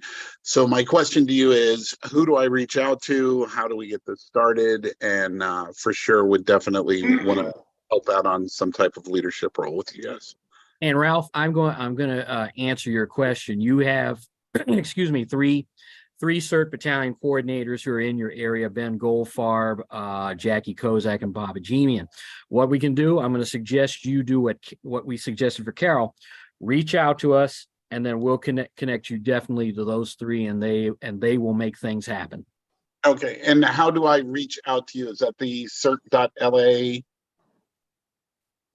or what is it? Cert-la.com? Nope. I recommend you use what we just told Carol, info at ntp-la.org. I just put in the chat as well. Exactly. And for anybody here who may need, especially if you're based in Los Angeles, Los Angeles City, I should say, if you're in LA City and you're not sure about who your people are, and I do want to make a quick note that Vincent Amabao from Battalion 11 is here. But if you're not sure who to reach out to or where you are, hit us up and we'll get you pointed in the right direction. And Carol, somebody posted in the chat that West LA class started at Fire Station 59. That class goes from July 11th to August 22nd. So it sounds like you only missed the first class. You're Yeah. welcome to join a class that has already started. Thank If you. you only miss the first class and you attend from class 2 to 7, you'll graduate on time. If She may have missed the second class because the next class would have been July 18th. I can't do math this late. There you go. But reach out to the instructor. You might be able to make up the second class or something, but reach out to the instructor through the Eventbrite and say, hey, I missed this class. I want to join. What are my options to completing it? Can I attend? And Yeah. you know, Absolutely. it's not about getting a piece of paper. It's about getting the training. That's my opinion. And that's right down the street from me, literally. Perfect. Yeah, I would love to go to that one. Yeah. So can I go to the fire station tomorrow and just talk to them, or? I No. would say find out when the next class is and go to the class and talk to the instructor. Okay, They don't live at the fire station. They're centralized, so they're going to go all over the city. okay, The fire station may have information, but chances are you're better off talking to the instructor themselves. okay. And I've never seen an instructor say, no, you can't attend if you missed the first 2 classes. Okay, thank you. And that definitely puts you in that definitely puts you more than likely if 59 is very close to you. I believe that does put you in the Battalion 9 area. So once you reach out to us, we'll know where to point you to. So not a big deal. Looking at the hands that are going up, I see Erica Murray over there. You are unmuted. Ask your question.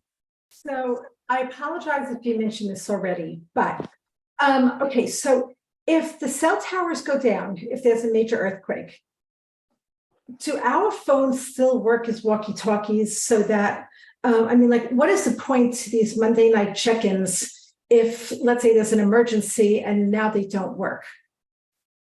The point is learning how to use a two-way radio. That the Zello app that you're talking about on our phone emulates a two-way radio. So it's getting used to the push to talk, release to listen function of it. It's getting used to checking in on net using your call sign. When you're handed two-way radio, what you've been learning on the Zello nets translates directly into that two-way radio. But there's a lot of circumstances where the cell phone networks will still be up. So there's no guarantee that the cell phones won't work. There's a lot of times we're going to be out there, and Chin can tell you that our call out team uses Zello when they're deployed throughout the city of Los Angeles. So there's no perfect solution. There's no guarantees about anything, but it is a training aspect of it. Actually, there are some apps which use chat.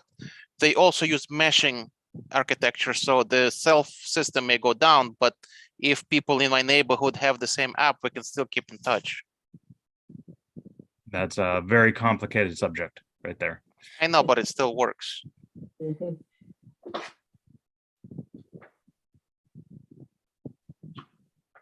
Jen, you still there? Good. Ralph with his hand up. I think you just need to lower Ralph's hand. He's asked his question. Okay. And going on to Pierre Landry.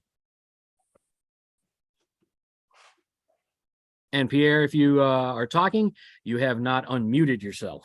And I think Steve Riddle is also raising his hand, actually physically raising his hand. After 3 years, you'd think I'd know how to unmute myself. Patrick, when are you going to do a session like this on the Mesh app that we could use in an emergency when the cell towers go down? Oddly enough, as a network engineer, I should be all on top of that. And ham radio operator, I am not. So maybe you can bring in the auxiliary communication service because they've been looking into that. Doing Where's mesh. that? Where's Zask? What's that? The guy who's got his hand raised behind me, Rostislav. You can call me Ross. It's much easier to pronounce. Rostislav. Anyway, could he do a session on that? I'd be interested in learning that. Yeah, Ross, if you think you can, we can talk offline and see about setting something up. We'll see how it works. Plus, I can also mention a couple of other things. One of the reasons I raised my hand is that I wanted to point out, as you mentioned, in terms of like keeping batteries safe, but also in terms of keeping food safe, it may not be the worst idea to invest in one of them vacuum things. Because, vacuum packed food lasts longer to begin with, since there is no air to encourage the bacterial growth to begin with. Yeah, absolutely. And the other thing I wanted to mention, you mentioned unrest, you mentioned being harassed, but one thing I do plan to have in my go bag besides the things you mentioned is a firearm, because when chaos starts, unfortunately, from what I know, and I lived through Chernobyl, so I have unfortunately firsthand knowledge of how things can hit the fan really bad. I was 70 miles away from it when it went up, so Yeah, we don't recommend anybody have a weapon unless they know how to use it. They've trained on it and they're comfortable utilizing it. The worst thing that could happen is you go out and buy a firearm and you have that taken away from you and used against you. Well, and that's the other thing I can help people out with, because I've been dealing with this particular question for quite a while.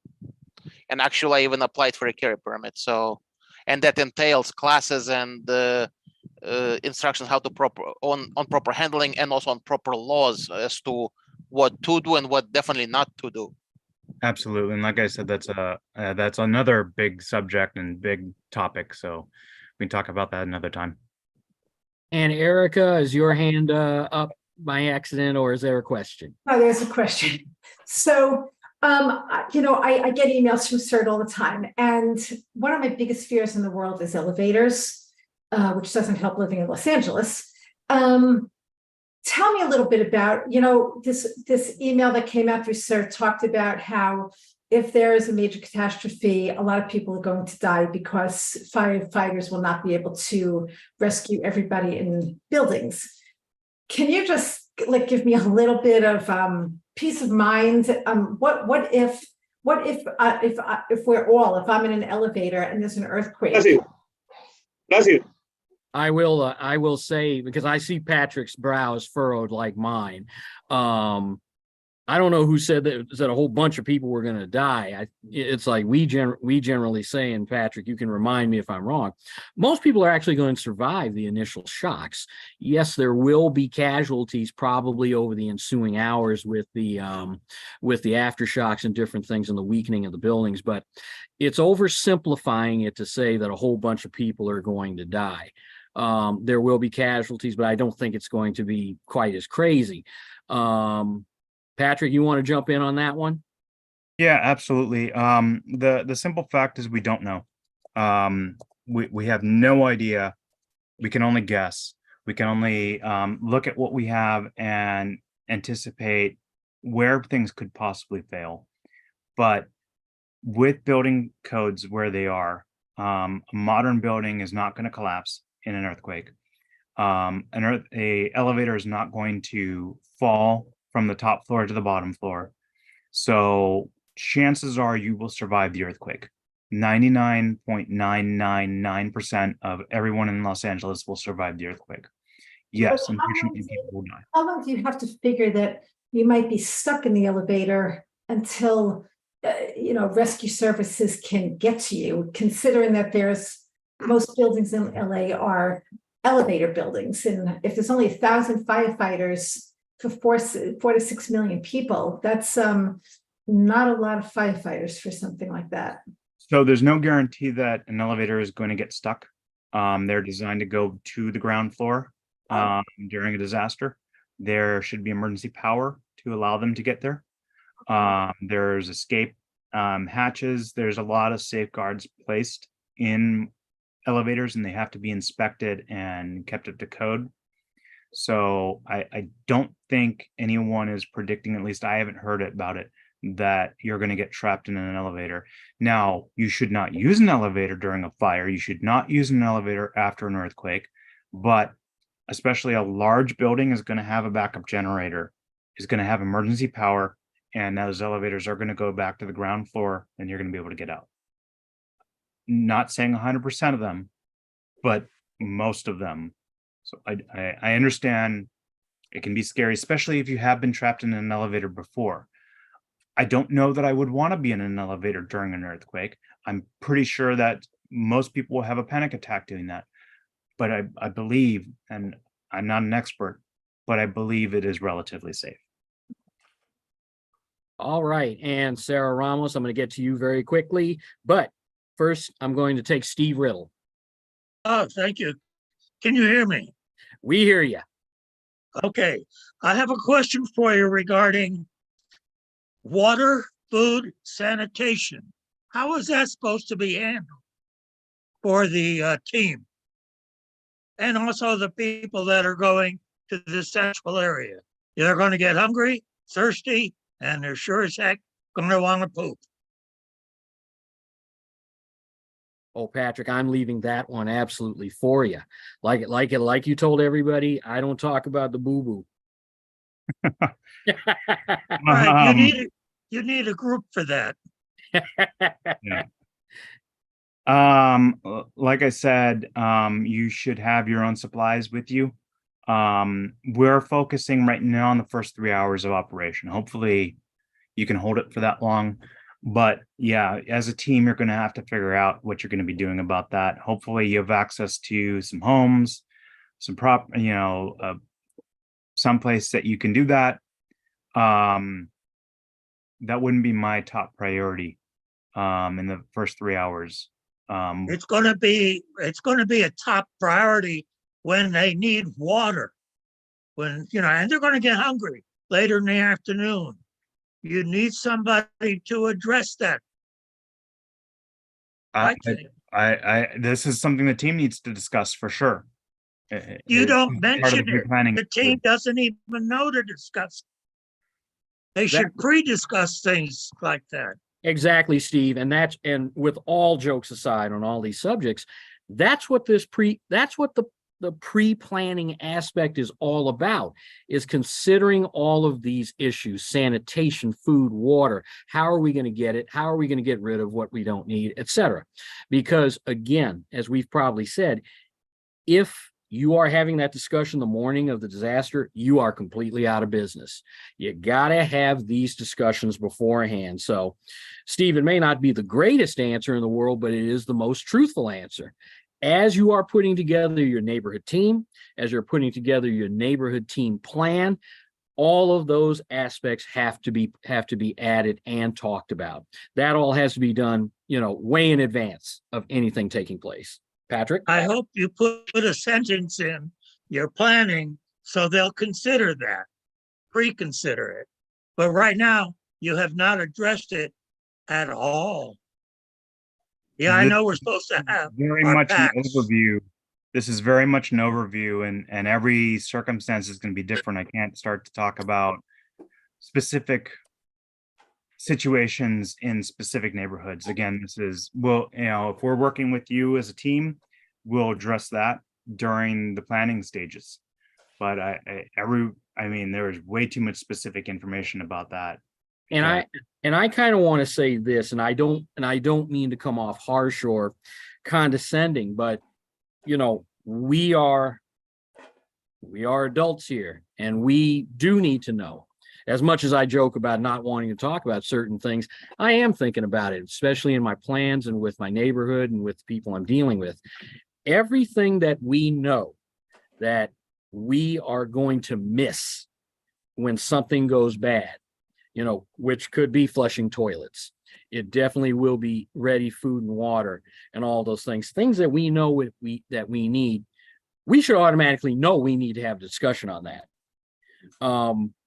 Because there's no program that can tell you every step, and just handhold you all the way. Some things you do have to take care of yourself. And like I said, I don't mean to be harsh or anything like that, even though I look harsh in this light of mine, but it's just something that we have to understand. Some common sense, and just some of us doing what we should do is, without having to be told to do it, is the way it should go. I see Pierre Landry over there. Comment? Jen, I just want to follow up on what you're talking about. Some of this comes out when you're doing drills. At the end of the drill, when you do an after action discussion and you say, what could we do better? Somebody can say, I was holding it for 3 hours. We need to talk about what house.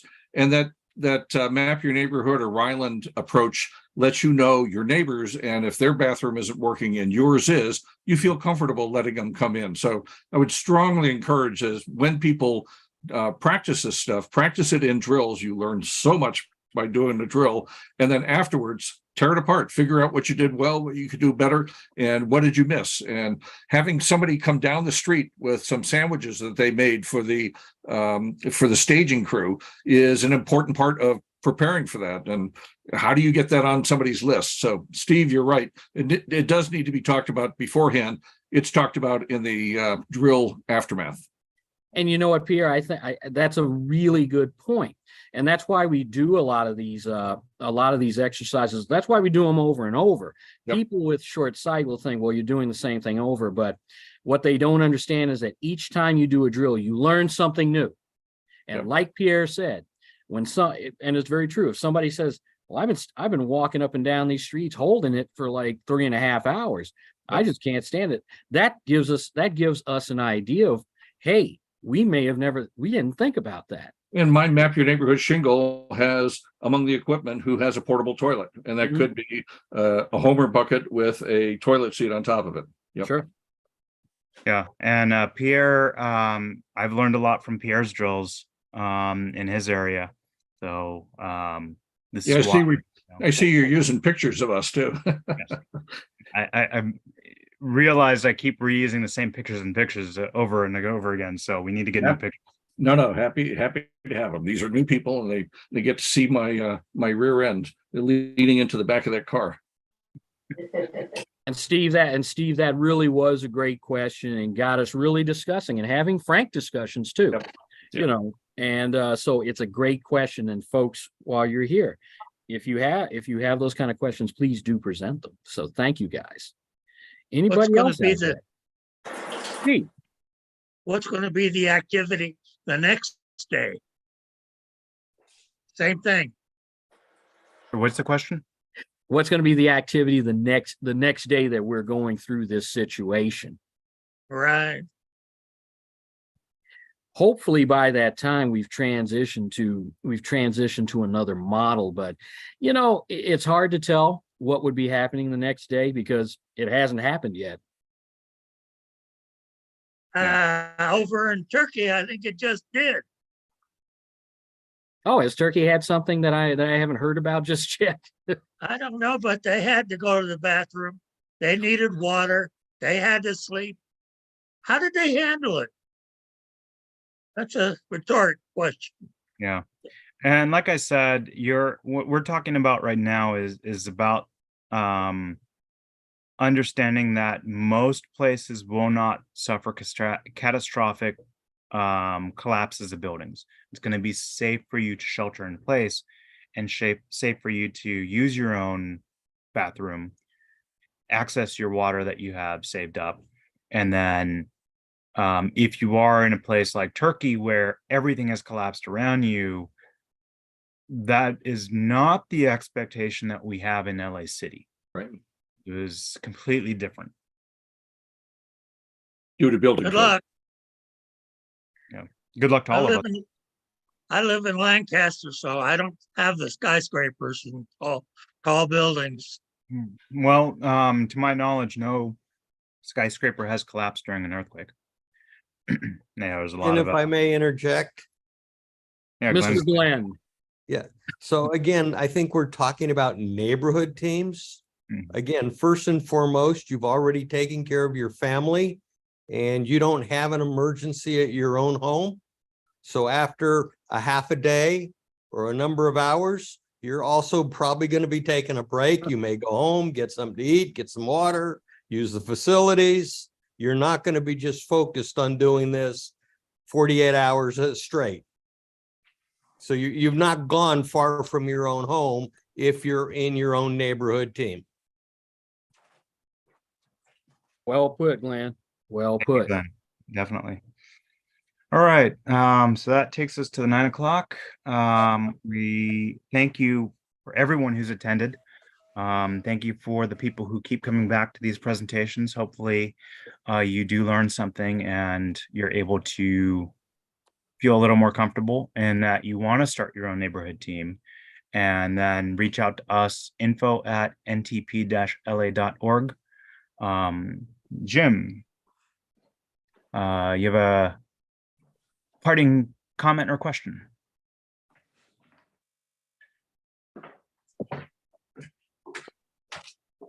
Help you.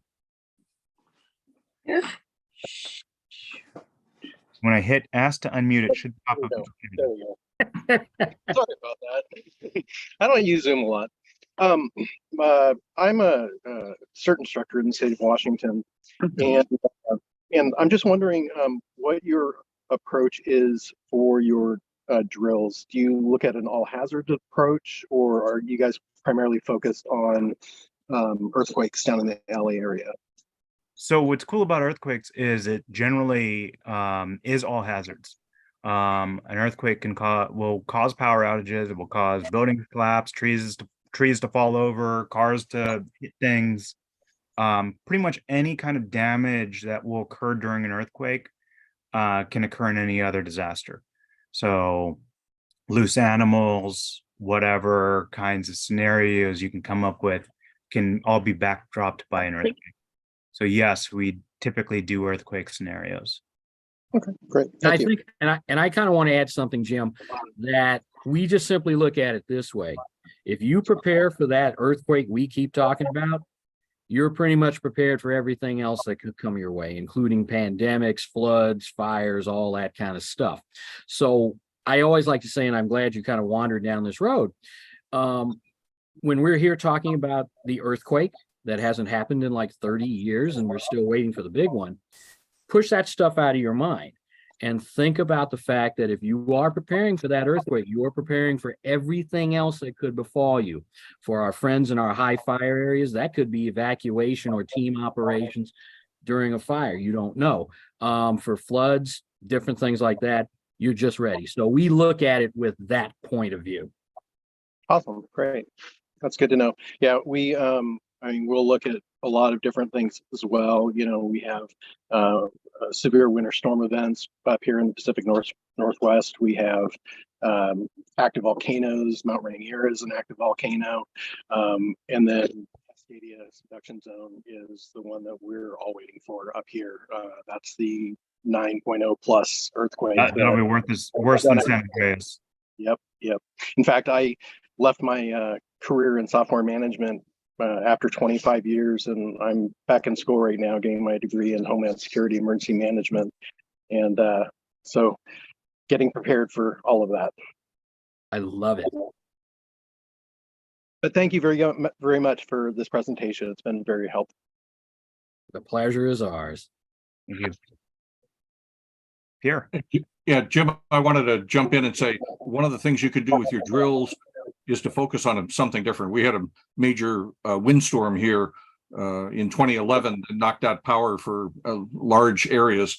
And so we did a windstorm drill one time, and what would happen in a windstorm. The reason for doing that is to keep people interested in participating in the drills.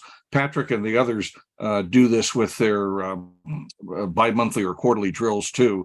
The focus of it is a little bit different each time, but it's definitely one way to keep people coming back and participating. It's not the same old, earthquake drill every time. Excellent. All right. Well, thank you everybody again for coming. This will be up on our YouTube channel. It is live streamed, so it'll be up for rewatch, and you can share it with anyone who didn't make it. And then, of course, if you can, sign up for ntp-la.org /join or join.ntp-la.org. Yeah, if you haven't yet, so you find out about our upcoming trainings. Have a good night, everyone. Thanks, Patrick. See y'all. Hi, Mark. The trails to you. Until we meet again. Again.